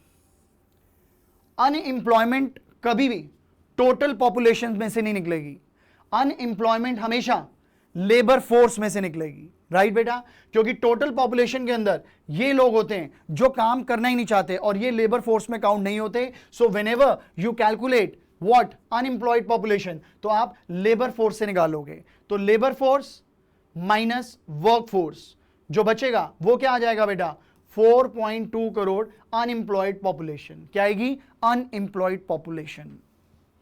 कभी कभार हमें पेपर में अनएम्प्लॉयमेंट रेट निकालने को दे देते हैं। अनएम्प्लॉयमेंट रेट का फॉर्मूला क्या होता है, number of unemployed people divided by labour force. Labour force क्यों, क्योंकि अनएम्प्लॉयड तो वही बंदे होंगे ना जो काम करना चाहते हैं पर उन्हें काम नहीं मिल रहा। अनफिट लोग जो काम करना ही नहीं चाहते, हम उन्हें नहीं लेंगे। तो इसीलिए जब भी अनएम्प्लॉयमेंट रेट निकालोगे मेरे बच्चों, डिनोमिनेटर में टोटल पॉपुलेशन नहीं आएगा, लेबर फोर्स आएगा। तो मेरा नंबर ऑफ अनएम्प्लॉयड पीपल कितने, 4.2 करोड़। भैया मेरा लेबर फोर्स कितना है, 60.7 करोड़। तो बेटा इंटू 100 किया तो 6.9% मेरा अनएम्प्लॉयमेंट रेट आ गया इस डेटा के अकॉर्डिंग। तो मेरे बच्चों इंडिया की पॉपुलेशन 156 करोड़ है, उसमें से जो लेबर फोर्स है वो 60.7 करोड़ है, ये डेटा जो मैंने लिया है, राइट। अब बेटा इसके अंदर 146 में से 60.7 आया, तो जो बीच का गैप है वो कहां गया बेटा, बीच का गैप जो है लेबर फोर्स में जो हम इंक्लूड नहीं कर रहे, वो ये 3 कैटेगरी हैं। अगर 146 में से 60.7 करोड़ माइनस किया, इतने लोग जो हैं वो इस कैटेगरी में आ रहे हैं। अब लेबर फोर्स के अंदर क्या आएगा, एम्प्लॉयड बंदा और अनएम्प्लॉयड बंदा। अगर एम्प्लॉयड और अनएम्प्लॉयड बंदा लेबर फोर्स में आ रहा है, राइट, तो उसके बाद एम्प्लॉयड कितना है, वर्क फोर्स कितनी है मेरी, इतनी। तो मेरा अनएम्प्लॉयमेंट कैसे निकल जाएगा, मैं यहां पे अनएम्प्लॉयमेंट का फॉर्मूला लिखूं, अनएम्प्लॉयमेंट का फॉर्मूला क्या हो जाएगा, अगले पेज पे लिखते हैं। अनएम्प्लॉयमेंट का फॉर्मूला क्या हो जाएगा, total labour force minus work force.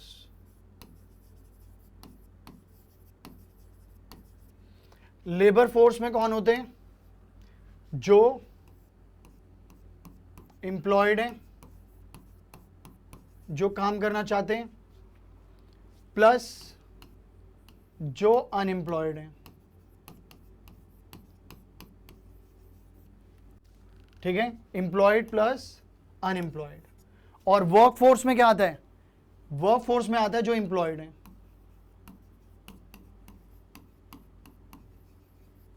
अब ब्रैकेट हटा ही देता हूं, फिर दोबारा खोलना पड़ेगा, ठीक है। तो भैया अनएम्प्लॉयमेंट है labour force minus work force. Labour force में क्या आएगा, एम्प्लॉयड प्लस अनएम्प्लॉयड, और वर्क फोर्स में क्या आएगा, एम्प्लॉयड। अब एम्प्लॉयड से एम्प्लॉयड कट गया तो अनएम्प्लॉयमेंट आ गया ना, तो इसलिए अनएम्प्लॉयमेंट कैसे निकलता है बेटा, labour force minus work force. कैसे निकलता है, labour force minus work force, ठीक है बेटा। Work force refers to number of person actually working and does not account for those who are willing to work but not working. तो ये आ जाएगा labour force, ठीक है। लेबर वर्क फोर्स क्या हो जाएगा, लेबर फोर्स माइनस वो बंदे जो काम करना चाहते हैं पर उन्हें जॉब नहीं मिल रही। और मैंने आपको बताया अनएम्प्लॉयमेंट कैसे निकलता है, अभी बताया, labour force minus work force, ये भी मैंने बता दिया। फिर मैंने अनएम्प्लॉयमेंट रेट भी बताया। अनएम्प्लॉयमेंट रेट क्या था बेटा, अनएम्प्लॉयड कितने divided by labour force into 100। ये मैंने सारे आपको कॉन्सेप्ट समझा दिए एंड आई बिलीव आपको समझ आ गया होगा। दिक्कत आ रही है थोड़ी, न्यूमेरिकल टर्म्स हैं, रिकॉर्डिंग पीछे करो, दोबारा सुनो, समझ आ जाएगा पक्का। अब मेरे बच्चों जरा ध्यान से, एक और एग्जाम्पल दिया है ताकि आपको और इजी हो जाए। ये जो पूरा है ये है मेरा वर्किंग लेबर फोर्स, ध्यान से, ये मेरी लेबर फोर्स है, ये जो पूरा सर्कल है लेबर फोर्स है। अब ये लेबर फोर्स में से जो ये बी है ये वो लोग हैं जो अनएम्प्लॉयड हैं, जिन्हें काम नहीं मिल रहा। टोटल लेबर फोर्स है, तो ये जो कलर है वाइट, इसके ये एम्प्लॉयड हैं, और ये वाला कलर जो है रेड ये अनएम्प्लॉयड है। तो अनएम्प्लॉयड मेरे कितने हैं बेटा इसके अंदर? अनएम्प्लॉयड इज 20, और टोटल कितने हैं बेटा हमारे पास? 100। तो मेरा रेट ऑफ अनएम्प्लॉयमेंट कैसे निकलता है बताया था मैंने, unemployed divided by labour force. Unemployment कितनी है बेटा हमारी? 20, लेबर फोर्स कितनी है बेटा इसके अंदर हमारी? 100, लेबर फोर्स 100 गिवन है, इंटू 100, 20% मेरा अनएम्प्लॉयमेंट रेट आ जाएगा। तो अनएम्प्लॉयमेंट रेट कैसे आता है?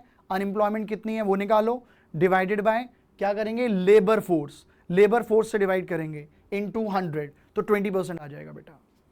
Got it? पक्का? शाबाश। अब बेटा next is worker population ratio. What do you mean by worker population ratio? कि बेटा हम ये कहते हैं वर्कर पॉपुलेशन रेशियो का दूसरा नाम होता है पार्टिसिपेशन रेट। ये होता क्या है? टोटल पॉपुलेशन में से, यहां पे मैं लेबर फोर्स की बात नहीं कर रहा, पॉपुलेशन की बात कर रहा हूं, टोटल पॉपुलेशन में से कितने वर्कर्स वर्क कर रहे हैं is known as to be a worker population ratio. तो वर्कर पॉपुलेशन रेशियो क्या है? कि टोटल पॉपुलेशन में से टोटल नंबर ऑफ वर्कर्स कितने काम कर रहे हैं। और मेरे प्यारे बच्चों मुझे बस एक बात बताओ, वर्कर्स वो होते हैं जो इकोनॉमिक एक्टिविटी में इन्वॉल्व होते हैं। मैंने बताया था ना, वर्कर्स वो होते हैं जो इकोनॉमिक एक्टिविटीज में इन्वॉल्व होते हैं। और बेटा जी इकोनॉमिक एक्टिविटी में भी कौन से वाली एक्टिविटी? प्रोडक्शन वाली। तो वर्कर्स वो होते हैं जो इकोनॉमिक एक्टिविटीज में इन्वॉल्व होते हैं। और इकोनॉमिक एक्टिविटी भी कौन सी वाली? प्रोडक्शन वाली, जिसमें वैल्यू एडिशन होना होता है, कंजम्पशन वाली नहीं, ये मैं पीछे बता चुका हूं। तो वर्कर पॉपुलेशन रेशियो क्या है? वर्कर पॉपुलेशन रेशियो ये बताता है कि टोटल पॉपुलेशन में से कितने वर्कर्स इंप्लॉयड हैं, मेल फीमेल, कितने वर्कर्स इंप्लॉयड हैं, that is a worker population ratio. तो मैं कह सकता हूं कि वर्कर पॉपुलेशन रेशियो से हमें क्या पता चलता है? वर्कर पॉपुलेशन रेशियो एक इंडिकेटर है, एक इंपॉर्टेंट इंडिकेटर है जो हमारे देश की इंप्लॉयमेंट सिचुएशन बताता है कि हमारे देश में कितना इंप्लॉयमेंट सिचुएशन है, मेल फीमेल दोनों का। तो वर्कर पॉपुलेशन रेशियो वो रेशियो है जिसमें total number of workers to the total population करते हैं। अब हमें परसेंटेज में निकालना है, इसलिए मैंने इसे इनटू 100 कर दिया। समझ गए बेटा? तो वर्कर पॉपुलेशन रेशियो क्या हुआ पुत्र? कि टोटल पॉपुलेशन में से कितने वर्कर्स एक्चुअली इंप्लॉयड हैं हमारे देश में, that is worker population ratio. तो वर्कर पॉपुलेशन रेशियो एक इंपॉर्टेंट इंडिकेटर है जो हमारे देश की इंप्लॉयमेंट सिचुएशन बताता है कि हमारे देश की इंप्लॉयमेंट सिचुएशन क्या है। मेरे प्यारे बच्चों, वर्कर पॉपुलेशन रेशियो WPR का मैंने क्या फॉर्मूला बोला था? I repeat, worker population ratio जिसको मैं शॉर्ट फॉर्म में लिख रहा हूं, WPR का मैंने क्या फॉर्मूला बोला था? वर्कर कितने? Total workers divided by total population into 100। अभी अभी बताया भाई। अब मेरे प्यारे बच्चों मेरी बात को बहुत गहराई से सुनना। अगर मैं आपसे कहता हूं वर्कर पॉपुलेशन रेशियो ज्यादा है तो इसका मतलब क्या है? टोटल पॉपुलेशन में से नंबर ऑफ वर्कर्स हमारे देश में ज्यादा काम कर रहे हैं। अगर मैं कहता हूं हमारा वर्कर पॉपुलेशन रेशियो कम है तो out of total population come workers economic activity में इन्वॉल्व हैं। वर्कर का काम क्या है? इकोनॉमिक एक्टिविटी करना, हाँ या ना बेटा? और इकोनॉमिक एक्टिविटी में भी कौन सी एक्टिविटी करना? प्रोडक्शन वाली एक्टिविटी। मेरे बच्चों वर्कर पॉपुलेशन रेशियो का फॉर्मूला है कि टोटल पॉपुलेशन में से कितने वर्कर्स हमारे देश में काम कर रहे हैं।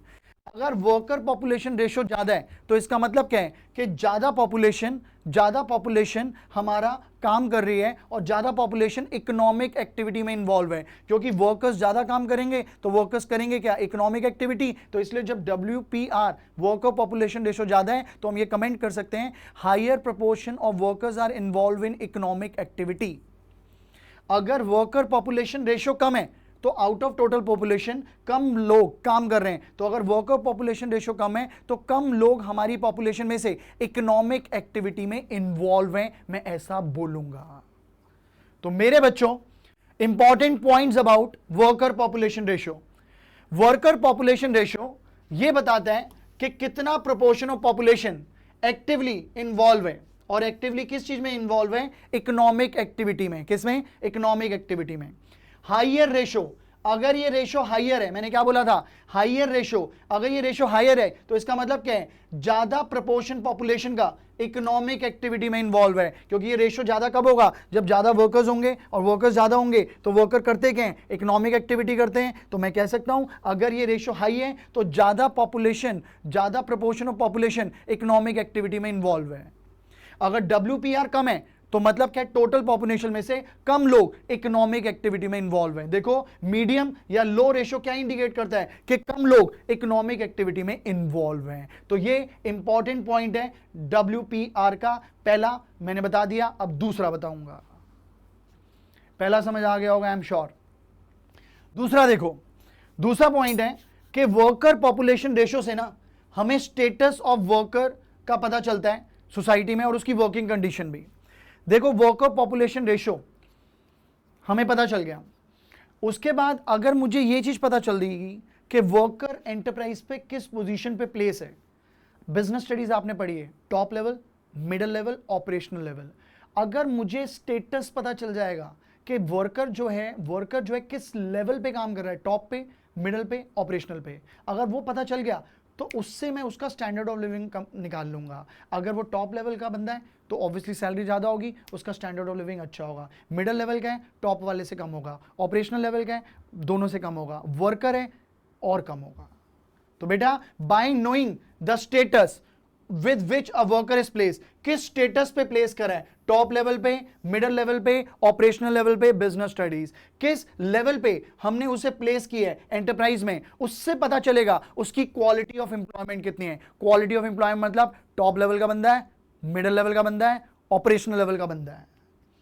बोलो, अब इससे यह भी पता चलता है, ये जज्बाती बात है, पता नहीं कैसे पता चलता है फॉर्मूले से, पर फिर भी लिखा हुआ है एनसीईआरटी में, हम भी लिख देंगे। इससे यह भी पता चलता है कि जो वर्कर है उसकी कितनी अटैचमेंट है कंपनी के साथ, कितनी अटैचमेंट है कंपनी के साथ, और जो उसके को वर्कर्स काम कर रहे हैं उसके साथ उसकी ट्यूनिंग कैसी है, एनवायरमेंट, वर्किंग एनवायरमेंट कैसा है। पर मुझे ये नहीं समझ आया कैसे पता चलता है। फॉर्मूला तो ये है, पहला पॉइंट तो पता चलता है, ये दोनों पॉइंट कैसे पता चलते हैं ये नहीं समझ आया भाई। एनसीईआरटी में लिखा है, मैंने भी बता दिया, तुम भी लिख देना, नंबर ले आना।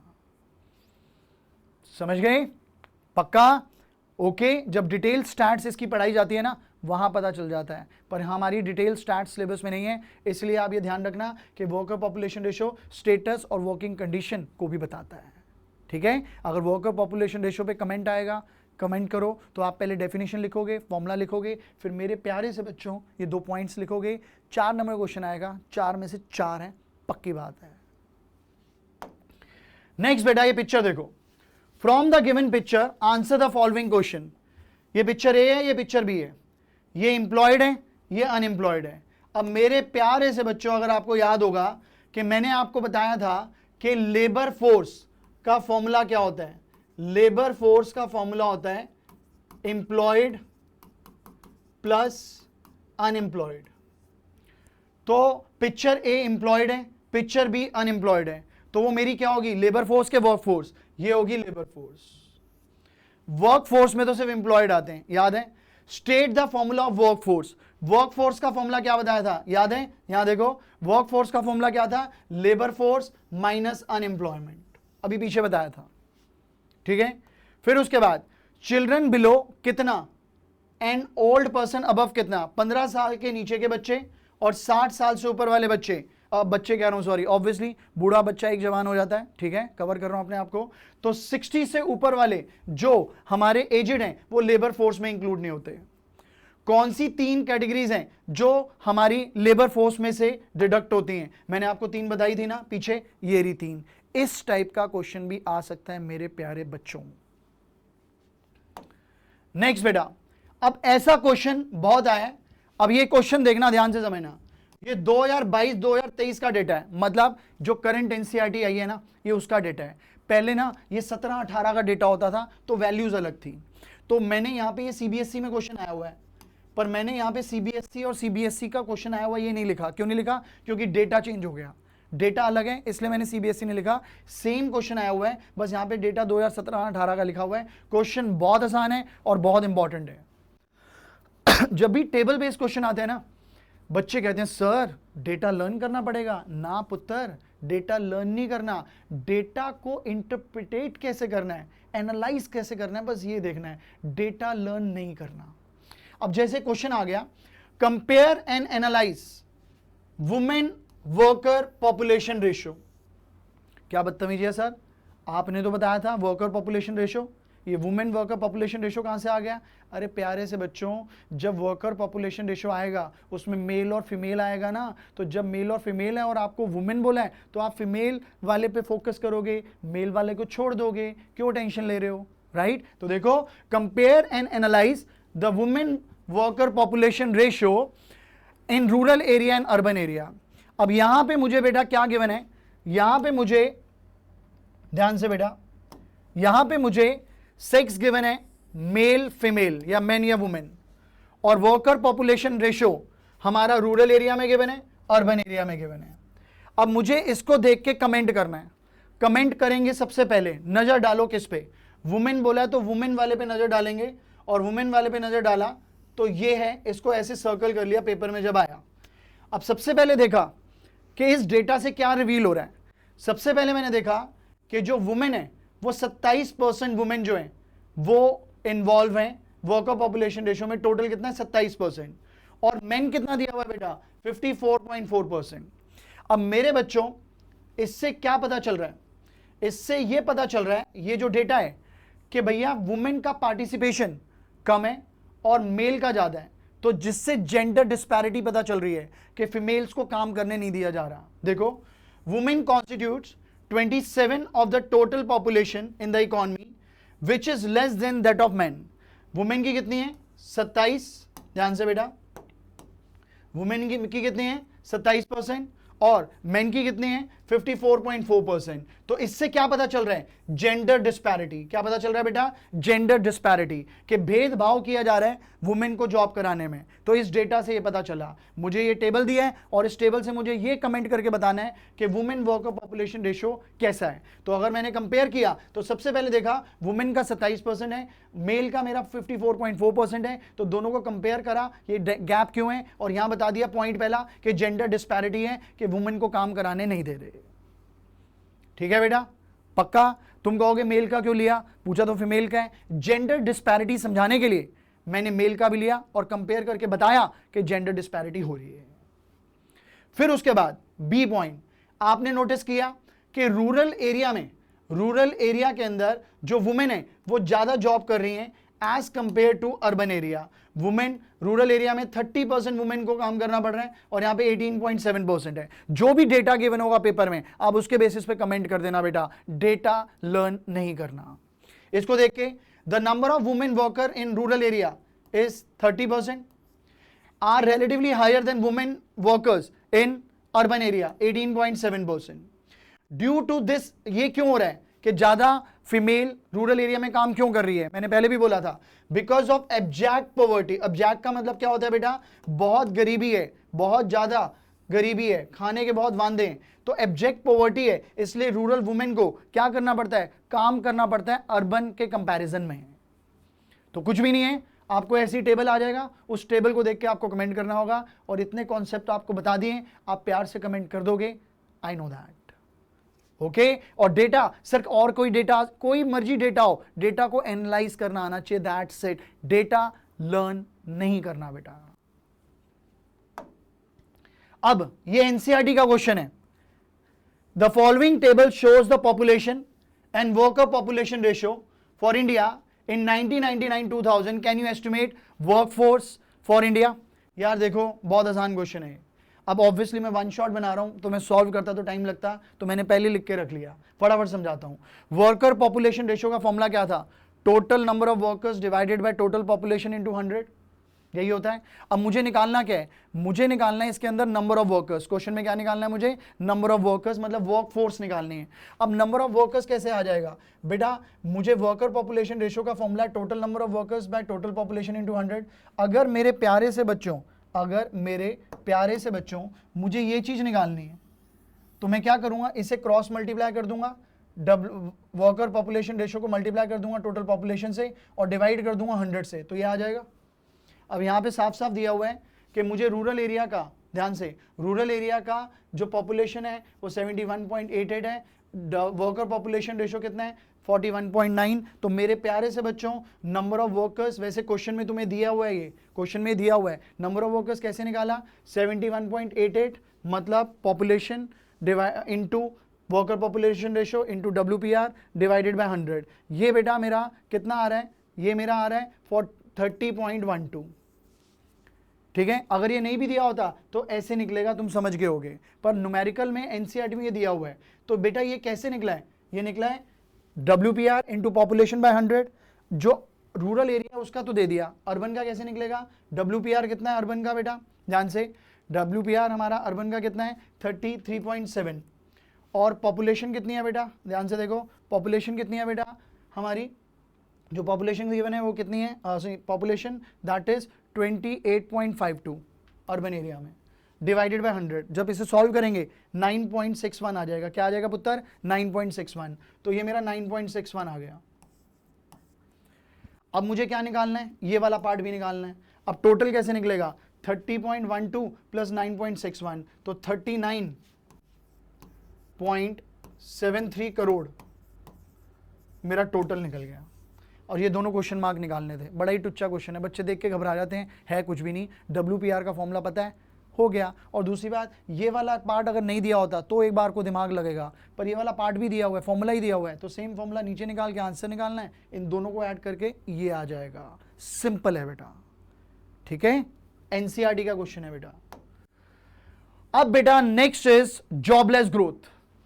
अगर मैं आपसे सिंपल टर्म में बोलूं जॉबलेस ग्रोथ क्या होता है, हमारे देश में जीडीपी बढ़ रहा है क्योंकि हम टेक्नोलॉजी का यूज कर रहे हैं। गांधी जी वाली बात आ रही है बेटा, याद है चैप्टर की स्टार्टिंग में गांधी जी की बात बताई थी कि क्रेज फॉर मशीनरी बदतमीज बात है, मशीन से मुझे दिक्कत नहीं, क्रेज फॉर मशीन से दिक्कत है। क्रेज फॉर मशीन मतलब हर चीज में आप अगर टेक्नोलॉजी यूज कर लोगे तो हमारे देश जो है पॉपुलेशन ज्यादा है वो अनएम्प्लॉयड हो जाएगा। तो जो गांधी जी ने कहा था 1940 समथिंग में, वो इस वक्त क्या क्रिएट कर रहा है, जॉबलेस ग्रोथ। तो जॉबलेस ग्रोथ कब होती है, जब आप क्रेज फॉर मशीन्स करते हो, जब आप टेक्नोलॉजी का ज्यादा यूज करते हो। अब टेक्नोलॉजी यूज करोगे जीडीपी बढ़ेगा, पर लोग अनएम्प्लॉयड हो जाएंगे, एम्प्लॉयमेंट उतनी नहीं बढ़ पाएंगी। That growth is known as to be a jobless growth. तो जब हमारे देश का, बहुत इंपॉर्टेंट टॉपिक है बेटा, बहुत इंपॉर्टेंट, जब हमारे देश का जीडीपी बढ़ रहा है, जब हमारे देश का ग्रॉस डोमेस्टिक प्रोडक्ट बढ़ रहा है, जब हमारे देश का जीडीपी बढ़ रहा है और इंप्लॉयमेंट कम हो रहा है या स्टेबल है, that is known as to be a jobless growth. और वो क्यों होगी कि जॉबलेस ग्रोथ, जब क्रेज फॉर मशीन बढ़ेगा। गांधी जी देखो ध्यान से, आपको दिख रही होगी बेटा, ठीक है, ये इमेज को हम ध्यान से देखेंगे, ये मशीन्स हैं, मशीन का डिजाइन बना हुआ है, इस मशीन का यूज करके जो जीडीपी है वो ऊपर की तरफ जा रहा है, ये इंप्लॉयमेंट का साइन बना हुआ है। अब भैया मशीन का यूज होकर जीडीपी जा रहा है, अब टेक्नोलॉजी ने लेबर की जगह ले ली तो लेबर हमारी क्या होगी, कम, तो इंप्लॉयमेंट कम होगी, अनएम्प्लॉयड होगी। तो देखो इन दोनों के बीच में, जीडीपी और इंप्लॉयमेंट के बीच में गैप आया, और गैप में से बाहर कौन निकल रहा है, वर्कर्स, बेचारे निराश, जिनको जॉब नहीं मिल रही। That is jobless growth. तो इट इज अ सिचुएशन, ये एक ऐसी सिचुएशन है, इट इज अ सिचुएशन, ये एक ऐसी सिचुएशन है जिसमें जीडीपी जो है हमारे देश का वो इंक्रीज हो रहा है, पर इंप्लॉयमेंट इंक्रीज नहीं हो रही। That is jobless growth. अब हमारे देश में आउटपुट कैसे बढ़ेगा, आउटपुट दो तरीके से बढ़ता है। पहला, आप इंप्लॉयमेंट बढ़ाओ और लोगों से गुड्स प्रोड्यूस कराओ, ये लोग हैं, इससे आउटपुट बढ़ेगा। या फिर आप अच्छी टेक्नोलॉजी यूज करो, मशीन और रॉबोट्स का यूज करो और लोगों को अनएम्प्लॉयमेंट दे दो। अगर ये सेकंड वाला केस यूज होगा तो जॉबलेस ग्रोथ आएगी।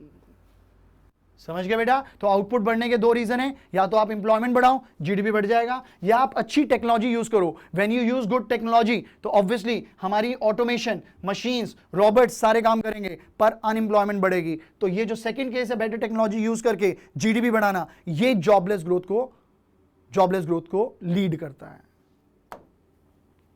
हाइलाइट्स देखो, अब यहां पे क्या है भैया, मशीनें आ गई, सेम चीज है वही वाली, तुम्हारी क्लैरिटी के लिए, मशीन आ गई, जीडीपी बढ़ेगा, पर एम्प्लॉयमेंट लेवल फॉल होगा क्योंकि लोगों को नौकरियां नहीं मिलेगी, मशीन ने लोगों की जगह ले ली। बोलो पक्का? देखो हाइलाइट्स, जॉबलेस ग्रोथ एक ऐसी सिचुएशन है जहां पे लेवल ऑफ आउटपुट इकोनॉमी में बढ़ रहे हैं। क्यों बढ़ रहे हैं? क्योंकि हम इनोवेटेड टेक्नोलॉजीज का यूज कर रहे हैं, ठीक है, पर इंप्लॉयमेंट में चेंज नहीं आ पा रहा, तो वो जॉबलेस ग्रोथ है। Why we are relying on technology and less on labour? हम टेक्नोलॉजी पे ज्यादा रिलाय कर रहे हैं, लेबर पे रिलाय नहीं कर रहे। क्यों? हमारे देश में ऐसा क्यों हो रहा है? जो देश की ग्रोथ प्रोसेस होती है ना बेटा, वो हाईजैक कर लिया किसने? उसे हाईजैक कर लिया किसने? एमएनसी ने, मल्टीनेशनल कंपनीज ने। जितनी भी मल्टीनेशनल कंपनीज है ना, उन्हें ग्रोथ चाहिए बड़ी तेजी से। अब ग्रोथ तभी आएगी जब आप टेक्नोलॉजी यूज करोगे, और अगर आप टेक्नोलॉजी यूज करोगे तो ऑब्वियसली लेबर अनएम्प्लॉयड होंगे ही होंगे। तो दैट इज अ स्टोरी कि हम टेक्नोलॉजी पे क्यों रिलाय कर रहे हैं, क्योंकि हर देश में, जैसे हमारे देश में ग्लोबलाइजेशन है, मल्टीनेशनल कंपनीज आ रही हैं, वो नई टेक्नोलॉजी ला रही हैं। अब वो नई टेक्नोलॉजी ला रही है, उनको देखा देखी लोकल इंडस्ट्री भी टेक्नोलॉजी यूज कर रही है, तो लेबर तो अनएम्प्लॉयड होगा ही होगा बेटा। That is why it is a jobless growth. ये क्वेश्चन बहुत इंपॉर्टेंट है, वेरी इंपॉर्टेंट। अब ये सैंपल पेपर में आया था और पिछले साल बोर्ड में आया था 6 नंबर का। सैंपल पेपर का क्वेश्चन एज इट इज आ गया, तुम्हारे टर्म में भी आएगा पक्का। हो चुके होंगे तो ठीक है, वरना पेपर में जरूर आया होगा अगर ये चैप्टर आया होगा तो। हमें क्या किया, ये एनसीईआरटी की फिगर है, हमें क्या किया, एक डायग्राम दे दिया और हमें ये बोल दिया कि ये वाला जो साइन है ये ग्रोथ का है, और ये वाला जो साइन है रेड कलर वाला नीचे, जो रेड कलर वाला साइन है वो मेरा एम्प्लॉयमेंट का है।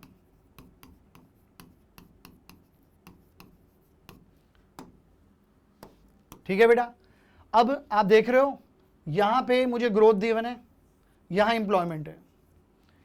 अब ये डेटा दिया हुआ है 51 56 से लेके, हमारा ये डेटा दिया हुआ है बेटा 2010 2012 तक।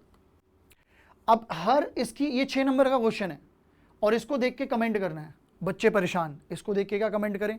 कुछ भी नहीं है बेटा, हमें क्या करना है, हर लेवल पे बताना है कि भैया 51 56 में हमारा जो एम्प्लॉयमेंट था वो 0.39 था और जो ग्रोथ था वो 3.6 था, ऐसी सब बताना है। ठीक है, ये सारे पॉइंट्स यहाँ पे दिए हुए हैं बेटा। बट इसमें जो मेन बात है वो क्या है, ये ग्रोथ है, ये एम्प्लॉयमेंट है, इनके बीच का गैप है। अब मेरी बात सुनो, ये जो ईयर है 2005 2006, ये जो ईयर है, इस ईयर में मेरी ग्रोथ है 8.7 और मेरी एम्प्लॉयमेंट है 0.28। तो एम्प्लॉयमेंट कम है, ग्रोथ ज़्यादा है, तो ये जो एक्सट्रीम लेवल आया ये जॉबलेस ग्रोथ है। क्या है बेटा? Jobless growth. तो इस फिगर को देख के क्या पता चला कि ये फिगर जॉबलेस ग्रोथ बता रही है। सर सिर्फ जॉबलेस ग्रोथ बता रही है, 2 लाइनें होगी, 6 नंबर का कैसे लिखेंगे? अरे बेटा यही तो खेल है। क्या लिखा है आंसर में? पहले पीरियड 1990 से 2012 तक सिग्निफिकेंट वन है, इंट्रोडक्शन ऑफ इकोनॉमिक रिफॉर्म। हमें पता है 1991 में क्या आई थी? इकोनॉमिक रिफॉर्म्स आई थी। ठीक है, लिबरलाइजेशन, प्राइवेटाइजेशन, ग्लोबलाइजेशन, ये पहला पॉइंट बना दिया। वेरिएबल ग्राफ पे जीडीपी दिया हुआ है और क्या दिया हुआ है ग्राफ पे? हमारा एम्प्लॉयमेंट दिया हुआ है। फिर बताया जीडीपी इंक्रीज हो रहा है, कहाँ से? 3.4% 1991 में था और 7.8% 2012 में है। सर ये डेटा कैसे पता चला मुझे? देखो हमारा क्या लिखा है, 3.4% 1991, तो 1991 हमारा कहाँ है? 1991 हमारा कहाँ है? 3.4%, ये रहा। और उसके बाद क्या बोला है कि भैया 7.8 इन 2012 में कितना है? 7.8, ये रहा। तो कुछ भी नहीं है, ये जो डेटा है फिगर से उठा के लिखना है, राइट? फिर उसके बाद however employment growth rate has shown declining trend 1.5% इन 1991। 1991 में कितना है? 1991 में कितना है? 1.5%, और वो डिक्लाइनिंग जा रहा है। ठीक है, डिक्लाइनिंग ट्रेंड। और हाँ जी बेटा, एक मिनट, 1.5% इन 1991 एंड 2012 में 1.12%, 1.12% 2012 में, ये 12 इधर है, ठीक है बेटा। तो ये फिगर को देख के मैंने ये किया। फिर उसके बाद क्या है, ध्यान से, फिर उसके बाद जो गैप है इन दोनों वेरिएबल्स का वो क्या है, मैक्सिमम है 2005-2010 में, 2005-2010 में इसका गैप मैक्सिमम है। Growth hit the lowest in a history of independence, the employment rate सबसे लोएस्ट है 0.28 पूरी हिस्ट्री में। ध्यान से, हमारी 0.39 थी एम्प्लॉयमेंट इंडिपेंडेंस के टाइम पे 51-56 पे, और पूरी हिस्ट्री में सबसे लोएस्ट है 0.28 2005 वाले फ्रेम में। ओके, 2005-2010 में कितनी है बेटा, 0.28, और जो ग्रोथ है वो सबसे हाईएस्ट है 3.7। तो ये गैप क्यों आ रहा है, this is a jobless growth. ठीक है बेटा, देखो जरा, कह रहे हैं कि हमारी जो जीडीपी है सबसे हाईएस्ट है, ग्रोथ हिट हाईएस्ट, और जो हमारी एम्प्लॉयमेंट है वो लोएस्ट है 0.28%, और जो इन दोनों के बीच का गैप है वो क्या है बेटा, जॉबलेस ग्रोथ। ठीक है, तो आपने देखा होगा कि मैंने कुछ नहीं किया, मैंने सिर्फ इन पॉइंट्स को एक्सप्लेन करा। ठीक है, हमें क्या क्वेश्चन में पूछा है, 1990 से 2012 तक का बताना है। जब 1990 से 2012 का बताना है तो स्टार्टिंग कर लो कि इंडिपेंडेंस के बाद हमारा ये था, इसे लिख दिया एक लाइन के अंदर। फिर उसके बाद सीधा 91-2012 पे आओ, इतने सारे सालों को छोड़ दो। अब जब यहाँ पे आए, यहाँ पे हम बोलेंगे सबसे पहले 1991 में हमारी न्यू इंडस्ट्रियल पॉलिसी आई थी, ठीक है, न्यू इकोनॉमिक पॉलिसी आई थी, उसके बारे में बताया कि हमारी रिफॉर्म्स आई थी। फिर बताया इस ईयर में इतनी मेरी इंप्लॉयमेंट है, इतनी मेरी ग्रोथ है। फिर 2005 और 2010 के अंदर सबसे ज़्यादा ग्रोथ है, और हिस्ट्री में सबसे लोएस्ट इंप्लॉयमेंट है। क्यों, 0.28% है, और इंडिपेंडेंस के बाद 0.39 थी, तो लोएस्ट आ गई। और ये गैप क्यों आया, जॉबलेस ग्रोथ की वजह से। फिर जॉबलेस ग्रोथ को एक्सप्लेन कर दिया, खत्म, कुछ भी नहीं है बेटा। थ्योरी पढ़ोगे ना इसकी, तुम्हें समझ आ जाएगा। तो बस मेन फंडा क्या था, डायग्राम के थ्रू समझना कि हमसे पूछा क्या गया है। हमसे पूछा गया जॉबलेस ग्रोथ। सर लिखेंगे कैसे, जो पूरा ग्राफ है ना, नंबर ऑफ ईयर्स हैं, उसे एक्सप्लेन कर देंगे। और हमसे पूछा स्पेशली 1990 से 2012 स्टार्टिंग कर देंगे कि इंडिपेंडेंस के टाइम पे ग्रोथ इतनी थी, एम्प्लॉयमेंट इतनी थी। फिर उसके बाद नेक्स्ट पॉइंट से जो क्वेश्चन में पूछा है 91 से लेकर 2012 तक, वहां वाला एम्प्लॉयमेंट और ग्रोथ का डेटा थ्योरी में लिखो, और जहां सबसे ज्यादा गैप है बोल दो वो जॉबलेस ग्रोथ है।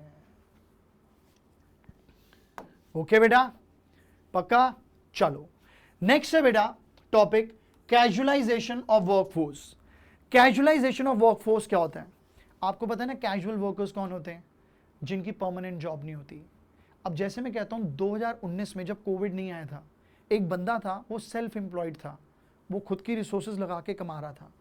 2020 के अंदर कोविड आ गया, जैसी कोविड आया उसका काम खत्म हो गया। अब उसका काम खत्म हो गया तो सेल्फ एम्प्लॉयमेंट उसकी चली गई, क्योंकि उसे बहुत नुकसान हो गया। तो उसने किसी कंपनी में जॉब करी। अब कंपनी में जॉब करी तो वहाँ पे वो वेज एम्प्लॉयमेंट हुआ। वेज एम्प्लॉयमेंट के अंदर उसे रेगुलर वेजेस मिल गई। क्या मिल गई, रेगुलर जॉब मिल गई। अब ये पहले कोविड के बाद उसका काम धंधा बंद हुआ, तो उसने रेगुलर वेजेस वाली जॉब कर ली। फिर क्या हुआ, दूसरा कोविड आया। अब दूसरा कोविड आया तो उस कोविड के अंदर उसकी वो नौकरी भी चली गई। अब उसकी रेगुलर वेजेस वाली नौकरी चलेगी, फिर वो क्या करने लग गया, कैजुअल काम करने लग गया, डेली बेसिस पे जॉब करने लग गया। तो जब हमारे देश की पॉपुलेशन सेल्फ एम्प्लॉयड से, वेज एम्प्लॉयड के रेगुलर वर्कर्स से कैजुअल वर्कर्स तक का सफ़र करती है, that is known as casualisation of workforce. ज़्यादा पॉपुलेशन हमारे देश की कैजुअल लेबर की तरफ चली गई, that is a casualisation of workforce, और ये सबसे खतरनाक सिचुएशन होती है बेटा। देखो, casualisation of workforce is a situation जब more and more workers are hired on casual और contract position. Full time position उनको नहीं मिलती, परमानेंट जॉब नहीं मिलती। अगर ज्यादा प्रोपोर्शन वर्कफोर्स का कैजुअल लेबर की तरफ जा रहे हैं, that is known as casualisation of workforce. और जो कैजुअल वर्कर्स होते हैं उन्हें शॉर्ट पीरियड के लिए हायर किया जाता है, उनकी स्पेसिफिक टास्क के लिए हायर किया जाता है। जैसे एक कंस्ट्रक्शन साइट है, उस कंस्ट्रक्शन साइट पे भैया फ्लोर्स बनने हैं, तो भैया लेबर को हायर कर लिया, जब वो फ्लोर बन जाएगा उस कंस्ट्रक्शन साइट पे, काम खत्म हो गया, तो वो फ्लोर खत्म होगी, दूसरी फ्लोर शुरू होगी, तो उन्हें काम मिलेगा। तो व्हाट डज इट मीन कि वो शॉर्ट पीरियड के लिए हायर करे जाते हैं, जैसे डेली वेजेस होते हैं, ठीक है, दिहाड़ी वाले बंदे जो होते हैं, जो रिक्शा वाले होते हैं, दिहाड़ी के दिहाड़ी काम करते हैं, they are called casual workers, ठीक है। तो शॉर्ट पीरियड के लिए इन्हें हायर किया जाता है, और जैसे ही जिस पीरियड के लिए उन्हें हायर किया है वो पीरियड खत्म, उनको निकाल दिया जाता है, मना कर दिया जाता है। तो that is casualisation of workforce. जब हमारे देश की वर्कफोर्स जो है, हमारे देश की वर्कफोर्स जो है सेल्फ एम्प्लॉयड से वेज एम्प्लॉयड, वेज एम्प्लॉयड से कैजुअल लेबर बन रही है, that is casualisation of workforce. Okay, casual work. अच्छा, कोविड के बाद कैजुअलाइजेशन ऑफ वर्कफोर्स बढ़ गया था, क्योंकि कोविड के बाद बहुतों के काम धंधे खत्म हो गए थे, परमानेंट जॉब चलेगी, खुद के बिजनेस खत्म हो गए, राइट, परमानेंट जॉब चलेगी, तो उन्हें कैजुअल काम, दिहाड़ी बेसिस वाले काम करने पड़े बेचारों को। समझ गए बेटा? Okay. Casual and contract workers are hired for short period, short period के लिए करते हैं, एक स्पेसिफिक टास्क को पूरा करने के लिए। कैजुअल वर्कर्स को हेल्थ इंश्योरेंस बेनिफिट कंपनी से नहीं मिलता, फुल टाइम एम्प्लॉय को, रेगुलर एम्प्लॉय को मिलता है, पर इनको नहीं मिलता। लॉन्ग टर्म कमिटमेंट इनके साथ नहीं होती, और जॉब इनसिक्योरिटी होती है, इनको कभी भी निकाल सकते हैं। ठीक है बेटा? कैजुअलाइजेशन ऑफ वर्कफोर्स 1972 से लेके 2018 का डेटा दिया हुआ है। करंट एनसीईआरटी के अंदर डेटा ये है, पर बहुत सी पुरानी एनसीईआरटी फॉलो कर रही हैं टीचर्स, उनका डेटा अलग है। पर बेटा डेटा मैटर नहीं करता, जो भी डेटा दिया होगा डेटा को देख के कमेंट करना है, दैट्स इट, और कुछ नहीं है। अगर मैं ये डेटा देखूं, सेल्फ एम्प्लॉयड 1972 में 61% थे। कितने थे बेटा? 61%। और 17-18 में कितने? 55.6%। तो सेल्फ एम्प्लॉयमेंट कम हुआ है। रेगुलर वेजेस हमारी कितनी थी?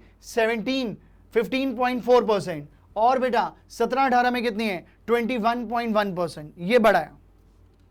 ऐसे ही कैजुअल वर्कर्स कितने थे? 23.2%। अब कितने हैं? 25%। तो 25% बढ़ रहे हैं। तो हमारी इकोनॉमी 72 से 73 को कंपेयर करूं 17-18 से, तो ऑब्वियसली हमारी इकोनॉमी कैजुअलाइजेशन ऑफ वर्कफोर्स की तरफ जा रही है।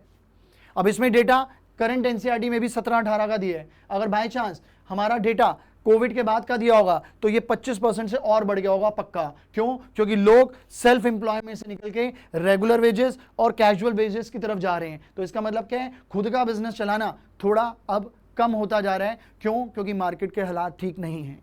तो ये जो टेबल है वो कैजुअलाइजेशन ऑफ वर्कफोर्स बता रहा है कि भैया सेल्फ एम्प्लॉयमेंट कम हो रहा है, रेगुलर सैलरी भी बढ़ा और कैजुअल भी बढ़ा। और देश जब कैजुअल वर्कर्स की तरफ, कैजुअलाइजेशन ऑफ वर्कफोर्स की तरफ जाए, that is known as casualisation of workforce. समझ गए? जो मैंने बताया है एग्जैक्टली थ्योरी में बेटा इसमें यही लिखा हुआ है एग्जैक्टली। रीजंस क्या है? क्या रीजंस हैं कैजुअलाइजेशन के? सबसे पहला रीजन क्या है कि जो मेरा ऑर्गेनाइज सेक्टर है ना, वहां पे जॉब्स नहीं है। ऑर्गेनाइज सेक्टर मतलब जो गवर्नमेंट के टैक्स पूरा कर रहा है and all that, organise sector में जॉब्स नहीं है। Slow growth in organise sector, organise sector में ग्रोथ स्लो है, इसलिए वर्कर्स को कैजुअल जॉब करनी पड़ती है। ठीक है? और धीरे धीरे क्या हो रहा है, डिमांड जो है ना, डिमांड बढ़ रही है किन चीजों की? जैसे कंस्ट्रक्शन साइट्स की डिमांड बढ़ रही है, ट्रेड और सर्विस की डिमांड बढ़ रही है। जो बिल्डर है भैया, डिमांड बढ़ रही है कंस्ट्रक्शन की। जो बिल्डर है, जब उसकी बिल्डिंग शुरू होगी तभी उसे लेबर चाहिए होंगे। अब लेबर चाहिए, फिर उन्हें सैलरी भी मिल जाती है अच्छी खासी पर डे के हिसाब से। तो इसीलिए भैया जैसे जैसे इकोनॉमी में जिस जिस चीज़ का ट्रेंड बढ़ेगा लोग वो करेंगे। जैसे कंस्ट्रक्शन साइट के लिए कैजुअल वर्कर्स ही ज़्यादा चाहिए होते हैं, तो इसलिए लोग खाली रहते हैं कि जब कंस्ट्रक्शन साइट चालू हो तो काम कर लें। तो मतलब क्या हुआ, डिमांड कैजुअल लेबर की बढ़ भी रही है। क्यों? क्योंकि बिजनेस भी वैसे खुल रहे हैं, जैसे कंस्ट्रक्शन साइट है, ट्रेड और सर्विस है, रूरल एरिया है, ये सारे कैजुअलाइजेशन ऑफ वर्कफोर्स की तरफ जा रहे हैं। अब जैसे तुम ब्लिंकिट का एग्जांपल ले लो, ब्लिंकिट में भी जो बंदा जितनी देर काम करेगा उसको उतना पैसा मिलेगा, परमानेंट नहीं है। वो भी क्या है? Casualisation of workforce. जब काम करना है उसने अपनी ऐप ऑन कर ली, जब काम नहीं करना ऐप बंद कर दी, तो उसे जितना काम करेगा उस हिसाब से पैसे मिल जाएंगे। तो भैया ट्रेड बिजनेसेस भी ऐसे आ रहे हैं कि कैजुअलाइजेशन ऑफ वर्कफोर्स की डिमांड बढ़ रही है, इसलिए भी कैजुअलाइजेशन ऑफ वर्कफोर्स, कैजुअलाइजेशन हमारे देश में बढ़ रहा है। सेल्फ एम्प्लॉयड और मार्जिनल फार्मर्स जो हैं, ठीक है, उनकी अर्निंग बहुत कम है, तो इसलिए उन्हें भी दिहाड़ी पे काम करना पड़ता है, उनकी मजबूरी है। तो these are the reasons for casualisation. अब बेटा जरा ध्यान से बात, in recent time Indian economy casualisation of workforce की तरफ जा रही है। प्रॉब्लम एग्रीवेट हुई कोविड 2019 से। कोविड में हमारा कैजुअलाइजेशन ऑफ वर्कफोर्स हुआ। दो डिसएडवांटेज बताओ कैजुअलाइजेशन के। ये बेटा सीबीएसई 2011-2012 का क्वेश्चन है, इंपॉर्टेंट क्वेश्चन है। मैंने बताया था कोविड के आने की वजह से लोगों की नौकरियां चली गई थी, राइट बेटा, बताया था ना मैंने। उसकी वजह से उन्हें कैजुअल काम, शॉर्ट पीरियड वाले काम करने पड़े, मजबूरी थी उनकी। सुनो, the given statement is correct. For casual workers the right of the labour का जो राइट है वो प्रोटेक्टेड नहीं होता, लेबर लॉज अप्लाई नहीं होते। पर्टिकुलरली पैंडेमिक के टाइम में जब कोविड आया, demand for goods and services fall. Covid आया तो गुड्स एंड सर्विसेज की डिमांड कम होगी। जब गुड्स एंड सर्विसेज की डिमांड कम होगी, लोगों के काम धंधे कम हो गए, तो भैया नौकरियों से निकाल दिया गया। अब नौकरियों से निकाल दिया और उन्हें पैसे भी नहीं दिए कि हमारा ही काम धंधा खत्म हो गया, हम तुम्हें क्या पैसे देंगे, तो ऑब्वियसली उन्हें कोई कंपनसेशन भी नहीं मिली बेचारों को। तो 2019 का जो लॉकडाउन आया था, million of casual worker loss jobs, उनकी जॉब चलेगी, कैजुअल वर्कर्स की जॉब चलेगी, दिहाड़ी बेसिस पे जो काम था उनकी जॉब चलेगी। जिससे क्या हुआ, उनके सर्वाइवल पे बात आ गई, वो सर्वाइव कैसे करें। और सर्वाइव के साथ साथ कोविड के अंदर हेल्थ प्रॉब्लम हो रही थी, तो हेल्थ एक्सपेंडिचर भी उनके लिए एक ट्रबल था बेचारों के लिए। समझ गए बेटा, पक्का। अगर यही फॉर्मल सेक्टर में काम कर रहे होते तो इनको इतनी दिक्कत ना आती। क्यों? क्योंकि फॉर्मल सेक्टर में काम कर रहे होते तो गवर्नमेंट रेगुलेट करती है कि जो फॉर्मल सेक्टर का एम्प्लॉय है तुम उसे ऐसे ही नहीं निकाल सकते, राइट, उसको उसकी सैलरी मिलेगी, सब कुछ मिलेगा। पर कैजुअल वर्कर्स से गवर्नमेंट का कोई सपोर्ट नहीं होता कैजुअल वर्कर्स को, ना ही शॉर्ट पीरियड के लिए काम होता है, परमानेंट काम नहीं होता। तो वो बेचारों ने बहुत सफ़र किया ड्यूरिंग कोविड पैंडेमिक, क्योंकि एक तो नौकरी चली गई, ऊपर से कोविड बीमारी ऐसी, हेल्थ एक्सपेंडिचर भी बढ़ गया। भाई that was very tough. Okay, तो ये हमारा सैंपल पेपर 2021 का क्वेश्चन है। इसका आंसर ये है और इंपॉर्टेंट है, एज इट इज सेम आ सकता है। Next question, casual wage work is a major source of employment in rural India, defend or refute. बताओ भाई, कह रहे हैं main source of employment rural India के अंदर। हाँ जी, main source of employment rural India के अंदर हमारा जो है वो क्या है बेटा, कैजुअल। बताओ ये बात सही है, बताओ। रूरल एरिया के अंदर किसी के अंडर काम कर रहे होते हैं वो लोग रूरल एरिया में? नहीं, उनके खुद के खेत होते हैं, खुद के फार्म होते हैं, तो सेल्फ एम्प्लॉयड। और सेल्फ एम्प्लॉयमेंट ज्यादा थी वेज एम्प्लॉयमेंट से, मैंने बताया था। तो क्या बोला, casual wage work is a major source of employment in rural area. ये स्टेटमेंट रिफ्यूट है, गलत है। रूरल एरिया में non farm jobs opportunity limited होती हैं, सिर्फ फार्मिंग वाली जॉब होती हैं। People generally do not show preference to acquire skill and training.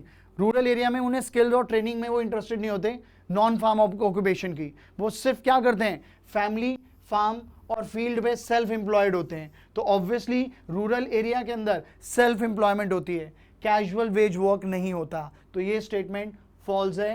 ये सैंपल पेपर 2022-23 का ही क्वेश्चन है। नेक्स्ट बेटा, एम्प्लॉयमेंट सेक्टर इन इंडिया। दो तरीके के एम्प्लॉयमेंट सेक्टर होते हैं हमारे देश में बेटा, एक होता है फॉर्मल और एक होता है इनफॉर्मल। फॉर्मल सेक्टर को हम ऑर्गेनाइज सेक्टर कहते हैं। प्राइवेट कंपनी हो या पब्लिक कंपनी हो, गवर्नमेंट कंपनी, प्राइवेट कंपनी, जिसने 10 से ऊपर एम्प्लॉयज को हायर किया हुआ है, दैट इज फॉर्मल या ऑर्गेनाइज सेक्टर। अनऑर्गेनाइज सेक्टर या इनफॉर्मल सेक्टर क्या होता है, प्राइवेट एंटरप्राइज जिसने 10 से नीचे एम्प्लॉयज को हायर किया है, that is informal organisation. Formal में मैंने प्राइवेट और गवर्नमेंट दोनों लिया, इनफॉर्मल में मैंने सिर्फ प्राइवेट लिया, क्योंकि बेटा कोई भी गवर्नमेंट कंपनी ऐसी नहीं है जो 10 एम्प्लॉयज से नीचे करती हो। तो इसीलिए 10 से नीचे वाले इनफॉर्मल हैं और वो प्राइवेट सेक्टर में ही होते हैं, गवर्नमेंट सेक्टर में नहीं होंगे। तो मेरे बच्चों, फॉर्मल या ऑर्गेनाइज सेक्टर क्या है, सभी पब्लिक, क्या बोला, पब्लिक एंटरप्राइज और प्राइवेट एंटरप्राइज जो 10 या 10 से ज्यादा वर्कर्स को हायर कर रही है, दैट इज फॉर्मल या ऑर्गेनाइज सेक्टर। और इनफॉर्मल में वो प्राइवेट क्यों बोला, क्योंकि कोई भी पब्लिक एंटरप्राइज 10 से नीचे एम्प्लॉइज नहीं होंगे। अगर गवर्नमेंट एंटरप्राइज है तो ऑब्वियसली 10 से ज्यादा ही होंगे, तो इनफॉर्मल में इसलिए सिर्फ प्राइवेट लिखा है। तो कोई भी प्राइवेट एंटरप्राइज जिसके 10 से नीचे काम कर रहे हैं वो इनफॉर्मल में आएगा। और फॉर्मल में प्राइवेट और पब्लिक दोनों कंपनी, जैसे टाटा रिलायंस 10 से ऊपर एम्प्लॉइज हैं, गवर्नमेंट के तो एम्प्लॉइज 10 से ऊपर होते ही हैं, तो वो फॉर्मल में होंगे। तो फॉर्मल में प्राइवेट पब्लिक दोनों आएगा, इनफॉर्मल में सिर्फ प्राइवेट। जो वर्कर फॉर्मल ऑर्गेनाइजेशन में काम करते हैं उन्हें हम फॉर्मल सेक्टर वर्कर कहते हैं, और जो इनफॉर्मल सेक्टर में काम करते हैं उन्हें हम इनफॉर्मल सेक्टर वर्कर कहते हैं। फॉर्मल वर्कर्स को सोशल सिक्योरिटी मिलती है क्योंकि इनकी जॉब रेगुलर होती है, और वो इनफॉर्मल सेक्टर वाले बंदों से ज्यादा कमाते हैं, इनको सोशल सिक्योरिटी नहीं मिलती, राइट। फिर गवर्नमेंट प्रोटेक्ट करती है, राइट, गवर्नमेंट प्रोटेक्ट करती है फॉर्मल या ऑर्गेनाइज सेक्टर में जो जॉब करता है, राइट। पर जो इनफॉर्मल सेक्टर में जॉब करता है उसमें रिस्क होता है, वर्कर को कभी भी निकाल दिया जाता है क्योंकि गवर्नमेंट उसमें सपोर्ट नहीं करती। आप मानोगे नहीं, हमारे देश में सिर्फ 6% बिजनेसेस ऐसे हैं, 6% बिजनेसेस ऐसे हैं जो फॉर्मल है, 94% इनफॉर्मल है। इतना बड़ा रेशियो है बेटा, इतना बड़ा। तो हमारे देश में 94% लोग जो है ना वो इनफॉर्मल सेक्टर में काम कर रहे हैं, और 6% लोग सिर्फ फॉर्मल सेक्टर में काम कर रहे हैं बेटा। अब ये क्वेश्चन देखो, इनफॉर्मलाइजेशन ऑफ वर्कफोर्स, जैसे कैजुअलाइजेशन ऑफ वर्कफोर्स था ना मेरे बच्चों, ऐसे इनफॉर्मलाइजेशन ऑफ वर्कफोर्स है। मैंने एक तराजू बनाया, ये हमारा हिंदुस्तान है, ध्यान से, इंडिया है, और इंडिया में फॉर्मल कम होता जा रहा है और ये दौड़ के कहां जा रहे हैं बेचारे, इनफॉर्मल। जाना नहीं चाहते, पर भैया तराजू ऐसा हो गया कि इन्हें जाना पड़ रहा है क्योंकि काम नहीं है, ठीक है। तो इनफॉर्मलाइजेशन ऑफ वर्कफोर्स का मतलब क्या है, जब ज्यादा लोग इनफॉर्मल वर्कफोर्स बन जाएं फॉर्मल से निकल के, that is informalisation of workforce. तो informalisation of workforce refers to situation जहां पे हमारा जो प्रोपोर्शन है, आई रिपीट, जहां पे हमारा जो प्रोपोर्शन है वर्कफोर्स का, टोटल वर्कफोर्स का जो प्रोपोर्शन है वो इनफॉर्मल सेक्टर की तरफ ज्यादा जा रहा है, फॉर्मल से निकल के इनफॉर्मल की तरफ ज्यादा जा रहा है, that is informalisation of workforce. अब ये पिक्चर है बेटा, from the given picture answer the following question. Picture A, picture B. हमें समझ आ रहा है कि ये जो काम है ये दिहाड़ी वाला काम है, सामान उठाया, ठीक है, टेम्पो ट्रेवलर में से सामान उठाया, फिर उसको भैया ट्रक में डाल दिया, इधर डाल दिया या गोडाउन में डाल दिया, तो ये मेरा इनफॉर्मल है, राइट। इनकी जॉब सिक्योरिटी नहीं है। ये जो बंदा यहां काम कर रहे हैं ये मेरा किस में आ रहा है, फॉर्मल में। तो जो पिक्चर ए है वो इनफॉर्मल की है और जो पिक्चर बी है वो फॉर्मल की है। फिर उसके बाद second, formal sector is also known as, formal sector को हम क्या कहते हैं बेटा, ऑर्गेनाइज सेक्टर, और इनफॉर्मल सेक्टर को हम क्या कहते हैं, अनऑर्गेनाइज सेक्टर, ठीक है बेटा। फिर उसके बाद third, dash workers earn more than dash workers.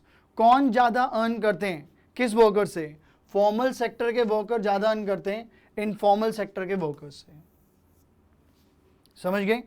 Last, out of the two sector identify one above, which one has more share of India workforce. India की वर्कफोर्स इन दोनों में से ज्यादा किस में काम कर रही है, इनफॉर्मल सेक्टर में, पिक्चर ए वाली में, इनफॉर्मल वाली में। 94% लोग इनफॉर्मल में काम कर रहे हैं, और ये इसका सॉल्यूशन है बेटा, इनफॉर्मल। लास्ट पॉइंट, समझ गए।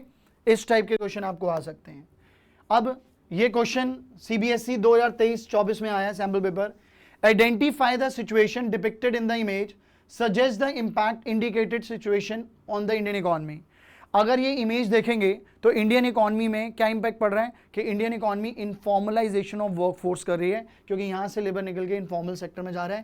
ये पूरा कॉन्सेप्ट इनफॉर्मलाइजेशन ऑफ वर्कफोर्स के ऊपर बेस्ड है, और मैंने अभी अभी समझाया है, इसकी थ्योरी पीछे सेम है भैया। वो बोलो बच्चों, क्लियर है। इस टाइप के क्वेश्चन आएंगे बेटा। टाइप्स ऑफ अनएम्प्लॉयमेंट, पहली अनएम्प्लॉयमेंट है बेटा डिस्गाइज अनएम्प्लॉयमेंट। मेरे बच्चों, डिस्गाइज अनएम्प्लॉयमेंट क्या होती है, राइट। टाइप्स ऑफ अनएम्प्लॉयमेंट मेरी है डिस्गाइज, सीजनल और ओपन। अब ये अनएम्प्लॉयमेंट बताने से पहले, पेज आगे पीछे हो गया सॉरी, पहले मैं अनएम्प्लॉयमेंट की डेफिनेशन बताऊंगा। अगर मैं सिंपल टर्म में बोलूं अनएम्प्लॉयमेंट, तो according to NSSO, national sample survey organisation, unemployment क्या है, अनएम्प्लॉयमेंट वो है owing to lack of work, जिसके पास काम कम है, आर नॉट वर्किंग, काम नहीं कर रहा, वर्क को ढूंढ रहा है, एम्प्लॉयमेंट एक्सचेंज में जा रहा है नौकरी लेने के लिए, किसी इंटरमीडिएट को बोल रहे हैं कि मेरी नौकरी लगवा दे, फ्रेंड्स रिलेटिव्स को बोल रहा है कि यार मेरी मदद करो जॉब लगवाने में, या प्रोस्पेक्टिव एम्प्लॉयर के पास जा रहा है। प्रोस्पेक्टिव मतलब ऐसा बंदा जिसे मैं जॉब इंटरव्यू देने जा रहा हूं, पर मेरा जॉब इंटरव्यू अभी क्लियर नहीं हुआ, तो वो मेरा प्रोस्पेक्टिव एम्प्लॉयर है। अगर मेरा जॉब इंटरव्यू क्लियर हो गया तो वो मेरा एम्प्लॉयर बन जाएगा। प्रोस्पेक्टिव क्यों है? क्योंकि अभी मुझे नौकरी नहीं मिली, तो मैं प्रोस्पेक्टिव एम्प्लॉयर के पास जा रहा हूं जॉब एप्लीकेशन के लिए कि भाई मेरे पास काम नहीं है, जो भी वेज रेट चल रही है मुझे नौकरी दे दे। ऐसा बंदा कौन है? अनएम्प्लॉयड। ऐसे बंदे को हम क्या कहते हैं? अनएम्प्लॉयड। और ये डेफिनेशन एनएसएसओ की है। तो मैं कह सकता हूं अनएम्प्लॉयमेंट एक ऐसी सिचुएशन है जहां पे worker willing and able to work है at a existing wage rate, पर उस बेचारे को काम नहीं मिल पा रहा, वो बंदा अनएम्प्लॉयड होता है। फिर बेटा अनएम्प्लॉयमेंट जो है ना वो टेम्पररी है इंडिया के अंदर। इंडिया के अंदर अनएम्प्लॉयमेंट टेम्पररी क्यों है? क्योंकि अगर बंदे की नौकरी जाती है, वो 2-3 महीने बैठा रहेगा कि चल मैं इतना छोटा काम नहीं करूंगा, ये है वो है, नहीं करूंगा, मैं नहीं कर रहा काम। पर 4-5 महीने बाद उसके घर की इकोनॉमिक कंडीशन ऐसी हो जाती है कि उसको जो काम मिल रहा होता है उसको करना पड़ता है बेटा। तो इसलिए अनएम्प्लॉयमेंट इंडिया के अंदर क्या है? टेम्पररी है। In India people can not remain completely unemployed for very long. उन्हें कैजुअल वर्कर की तरह या कुछ ना कुछ तो काम करना पड़ेगा, क्योंकि उनकी इकोनॉमिक कंडीशन बहुत खराब होती है, तो वो अनप्लीजेंट डेंजरस जॉब भी करने को तैयार हैं। बहुत से लोग दुबई में बड़ी बड़ी बिल्डिंग्स बनाने जाते हैं और मैक्सिमम इंडियंस होते हैं जो भैया 25-25 माले वाली बिल्डिंग में कंस्ट्रक्शन कर रहे होते हैं, रिस्की जॉब करते हैं। क्यों करें? बेचारों के पास इंडिया में काम नहीं तो बाहर चले जाते हैं। ठीक है, तो unemployment is temporary even in India. कौन कौन से सोर्सेज हैं जहां से हमें अनएम्प्लॉयमेंट का डेटा आता है? Census of India, national statistical office report, annual report of periodic labour force survey, ये मैंने पीछे बताया भी था, director general of employment and training data. ये 4 हैं और ये चीज ना एमसीक्यू में आ सकती है, इसलिए आपको याद रखना पड़ेगा only for MCQ, that's it, कि यहां से अनएम्प्लॉयमेंट का डेटा आता है बेटा। Next, disguise unemployment. Disguise unemployment का मतलब क्या है? कि जैसे मैं आपको एग्जांपल देता हूं कि एक खेत है, उस खेत में एक फार्मर को मिला के 4 लोग काम कर रहे हैं। टोटल प्रोडक्शन 100 यूनिट की आ रही है, 1000 यूनिट ले लो। अब क्या हुआ, एक फार्मर है, उसके 4 बच्चे हैं, 4 में से 3 बच्चे फार्म में काम कर रहे हैं। अब एक बच्चा हैंडीक्राफ्ट का काम कर रहा है। अब फार्मर के 3 बच्चे हैं, तो फार्मर खुद और 3 बच्चे मिला के 4 हो गए। तो 4 कैसे हुए? 3 बच्चे फार्मर के और एक फार्मर खुद, वो चारों काम कर रहे हैं, तो भैया 1000 यूनिट प्रोड्यूस कर रहे हैं। अब हैंडीक्राफ्ट इंडस्ट्री के अंदर, जैसे ब्रिटिश टाइम पीरियड की बात कर रहा हूं, हैंडीक्राफ्ट इंडस्ट्री के अंदर ब्रिटिश ने हैंडीक्राफ्ट इंडस्ट्री को डिस्ट्रॉय कर दिया, तो ये बेचारा अनएम्प्लॉयड हो गया, हैंडीक्राफ्ट वाला बच्चा। तो वो अपने पापा के पास आया, पापा मैं क्या करूं? उसने कहा खेत पे आ जा। तो ये भी यहां आ गया। तो पहले 4 जने काम कर रहे थे, खुद फार्मर और उसके 3 बच्चे। अब भैया ये बच्चा अनएम्प्लॉयड हो गया, हैंडीक्राफ्ट इंडस्ट्री में काम खत्म हो गया, ये भी आ गया खेती करने, तो 5वां बंदा और आ गया। पर इस बच्चे के आने से आउटपुट में कोई चेंज नहीं आया। मार्जिनल प्रोडक्ट, एक एडिशनल लेबर को लगा के मार्जिनल प्रोडक्शन 0 है। तो ये जो 5वां बच्चा है ये डिस्गाइज अनएम्प्लॉयड है। ये खेत में काम करे या ना करे कोई फर्क नहीं पड़ा आउटपुट के अंदर। इसलिए डिस्गाइज अनएम्प्लॉयमेंट हिडन अनएम्प्लॉयमेंट होती है। और हिडन अनएम्प्लॉयमेंट का मतलब क्या होता है कि ये वो लोग हैं जो हैं तो सही एम्प्लॉयड, पर ये कोई काम नहीं कर रहे, आउटपुट में कोई इंक्रीमेंट नहीं दे रहे। तो 5वें बच्चे के आने से आउटपुट में कोई चेंज नहीं आया, मार्जिनल प्रोडक्ट 0 है, दैट इज दिस बच्चा इज डिस्गाइज अनएम्प्लॉयड। तो डिस्गाइज अनएम्प्लॉयड, ये देखो जरा रियल लाइफ एग्जांपल। भैया नीडेड चाहिए 2, एक्चुअली बंदे ये टोटल 5 बंदे हैं, काम 2 कर रहे हैं, 3 स्टाइल मार रहे हैं। तो इन तीनों को क्या करो? निकाल दो। तो ये डिस्गाइज अनएम्प्लॉयड है, क्योंकि इनका मार्जिनल प्रोडक्ट क्या है? कंट्रीब्यूशन क्या है? 0 है। ये इससे मस्ती मार रहे हैं, ये काम कर रहे हैं, राइट? तो इनके आने से ये हो या ना हो कोई फर्क नहीं पड़ेगा, मार्जिनल प्रोडक्शन 0 होगा। तो दिस इज डिस्गाइज अनएम्प्लॉयड। और हिस्टोरिकल फैक्ट है कि एग्रीकल्चर वर्कर 1950 में 1/3 ऑफ द पॉपुलेशन जो थी हमारी वो एग्रीकल्चर सेक्टर में थी, डिस्गाइज अनएम्प्लॉयड सेक्टर थी। मतलब 1950 के अंदर, 1950 में 1/3 ऑफ एग्रीकल्चर वर्कर, जो टोटल एग्रीकल्चर वर्कर है ना बेटा, उसमें से 1/3 जो है वो डिस्गाइज अनएम्प्लॉयड वर्कर्स थे। कितने वर्कर थे? डिस्गाइज। मतलब बहुत सारी पॉपुलेशन जो एग्रीकल्चर सेक्टर में काम कर रही थी उसमें से 1/3 वर्कर्स डिस्गाइज अनएम्प्लॉयड थे। वो हो या ना हो कोई फर्क नहीं पड़ेगा। फिर उसके बाद बेटा सीजनल अनएम्प्लॉयमेंट। 2 सीजन होते हैं, kharif season, rabi season. Kharif season में काम होता है, राबी सीजन में काम नहीं होता। तो कुछ सीजन, जब सीजन है तब काम है तो हम एम्प्लॉयड हो गए, जब सीजन खत्म हो गया हमारे पास काम नहीं है हम अनएम्प्लॉयड हो गए। तो जो सीजन के हिसाब से काम बदले, जैसे एग्रीकल्चर सेक्टर में खारिफ सीजन, राबी सीजन में, that is known as seasonal unemployment. Open unemployment क्या होती है बेटा? पहले भी बताया, open unemployment means they are the workers who are capable of doing the work but they are not getting the work at the prevailing wage rate। ये वो workers हैं जो काम करना चाहते हैं पर उन्हें प्रिवेलिंग वेज रेट पे काम नहीं मिल पा रहा है, that is known as open unemployment. ठीक है बेटा। कॉजेज ऑफ अनएम्प्लॉयमेंट, ये एनसीईआरटी में नहीं है तो चांसेस कम है आने के, पर बहुत से टीचर्स कराते हैं इसलिए मैं इसके 2-3 पॉइंट्स बता रहा हूं। अनएम्प्लॉयमेंट का कॉजेस क्या है? Economic growth. हमारे देश की इकोनॉमिक ग्रोथ कम है। आपको पता है हमारे देश की जितनी पॉपुलेशन है उस पॉपुलेशन को देखें, अगर हम हमारे देश की जो पॉपुलेशन है उस पॉपुलेशन को ध्यान से बेटा, ओए हाँ जी, यहां पे एक मच्छर आ गया, कोई बात नहीं। Slow rate of economic growth, actual growth rate जो है ना वो टारगेटेड ग्रोथ रेट से कम है। जो हमने प्लानिंग करी हुई है इतनी ग्रोथ होनी चाहिए, एक्चुअल ग्रोथ रेट उससे कम है। अगर एक्चुअल ग्रोथ रेट कम है, ग्रो नहीं हो रहा, तो इंप्लॉयमेंट बढ़ेगी नहीं, लोगों को काम ही नहीं मिलेगा। तो ग्रोथ रेट टारगेटेड रेट से कम है तो गवर्नमेंट को फोकस करना चाहिए कैसे ग्रोथ बढ़ाएं। पॉपुलेशन, हमारे देश की पॉपुलेशन बहुत ज्यादा है भाई, नंबर 1 हो गए हम पॉपुलेशन के अंदर, चाइना को भी बीट कर दिया बेटा। जब पॉपुलेशन इतनी ज्यादा है तो भैया जॉब सबको कैसे मिल जाएगी यार। Under develop agriculture, agriculture sector जो है हमारा, वो एग्रीकल्चर जो है वो अंडर डेवलप है। हम अभी भी पुरानी टेक्नोलॉजी का यूज कर रहे हैं, प्रिमिटिव टेक्नोलॉजी का यूज कर रहे हैं एग्रीकल्चर के अंदर, तो वो भी एक रीजन है अनएम्प्लॉयमेंट का। इंडस्ट्री हमारी ग्रो नहीं हो पा रही। क्या बोला बेटा मैंने? जो इंडस्ट्री है वो हमारी ग्रो नहीं हो पा रही क्योंकि हम मॉडर्न टेक्नोलॉजी का यूज नहीं कर रहे हैं। ओके, तो अनएम्प्लॉयमेंट के रीजन क्या है? सबसे पहला कि इकोनॉमिक ग्रोथ स्लो है। अगर ग्रोथ टारगेटेड ग्रोथ से मैच हो जाएगी तो सबको जॉब मिल जाएगी, पर ऐसा नहीं हो रहा। पॉपुलेशन बढ़ रही है, इतनी पॉपुलेशन है, सबको कैसे नौकरी मिल जाएगी? दूसरा, under develop agriculture, agriculture sector बहुत अंडर डेवलप है और जो ग्रोथ है इंडस्ट्री की वो बहुत स्लो है क्योंकि हम पुरानी टेक्नोलॉजी का यूज कर रहे हैं। क्या मेजर्स हैं अनएम्प्लॉयमेंट को दूर करने के? क्या मेजर्स हैं?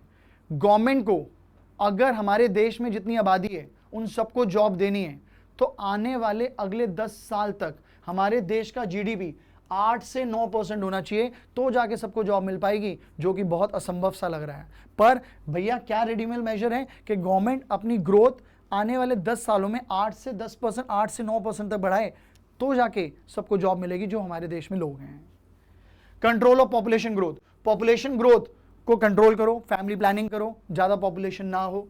एग्रीकल्चर सेक्टर को डेवलप करो, इंडस्ट्रीज को डेवलप करो, जिससे भैया जॉब्स अपॉर्चुनिटी आएगी। Small scale industry, rural area में स्मॉल स्केल इंडस्ट्री को प्रमोट करो ताकि रूरल एरिया में जॉब अपॉर्चुनिटीज क्रिएट हो सकें। तो ये इसके रिमेडियल मेजर्स हैं।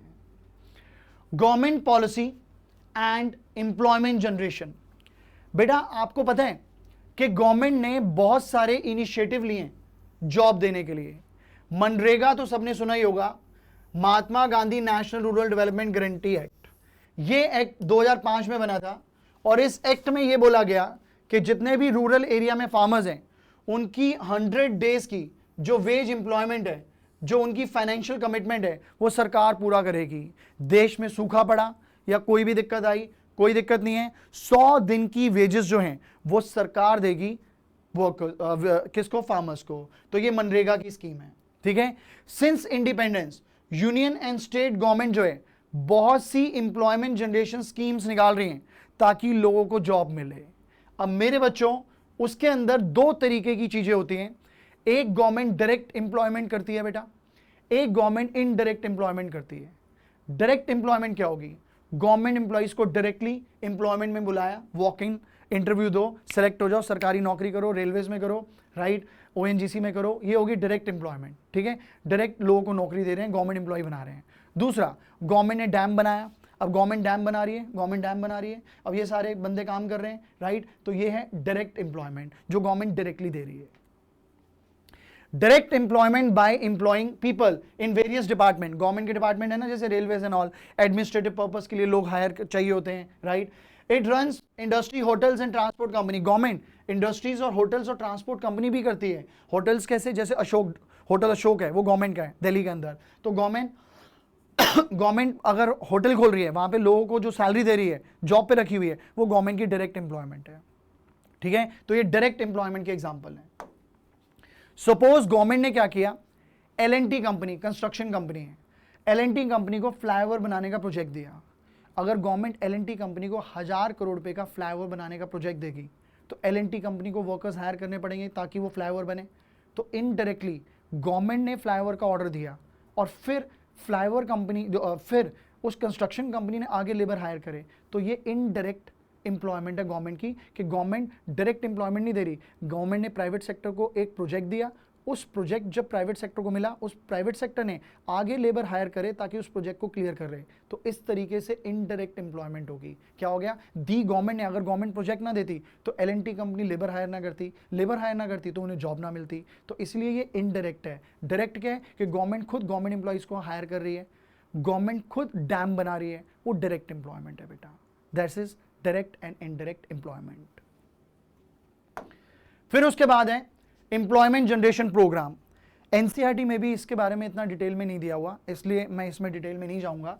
बेटा गवर्नमेंट ने ना बहुत सारी प्रोग्राम्स निकाले हैं, एम्प्लॉयमेंट जनरेशन प्रोग्राम, ठीक है, national rural employment guarantee act 2005, prime minister रोजगार योजना, गवर्नमेंट ने बहुत सारे योजना निकाली है, राइट, बहुत सारे प्रोग्राम्स निकाले हैं। और ये जितने भी प्रोग्राम्स हैं ये हमारे सिलेबस में नहीं है, पर इन प्रोग्राम्स के अंदर गवर्नमेंट क्या करती है, जॉब अपॉर्चुनिटीज़ देती है। क्या देती है बेटा, जॉब अपॉर्चुनिटीज़ देती है। अगर लोगों को जॉब मिलेगी तो वो पॉवर्टी एलिवेशन के ऊपर चले जाएंगे। एलिवेशन ऑफ पॉवर्टी का मतलब क्या है, वो बिलो द पॉवर्टी लाइन है। अगर इन योजना के थ्रू उन्हें जॉब मिलेगी तो वो अबव द पॉवर्टी लाइन चले जाएंगे, राइट। तो ये है मेरा एम्प्लॉयमेंट जनरेशन स्कीम, बहुत आसान है, ये बहुत बेसिक है।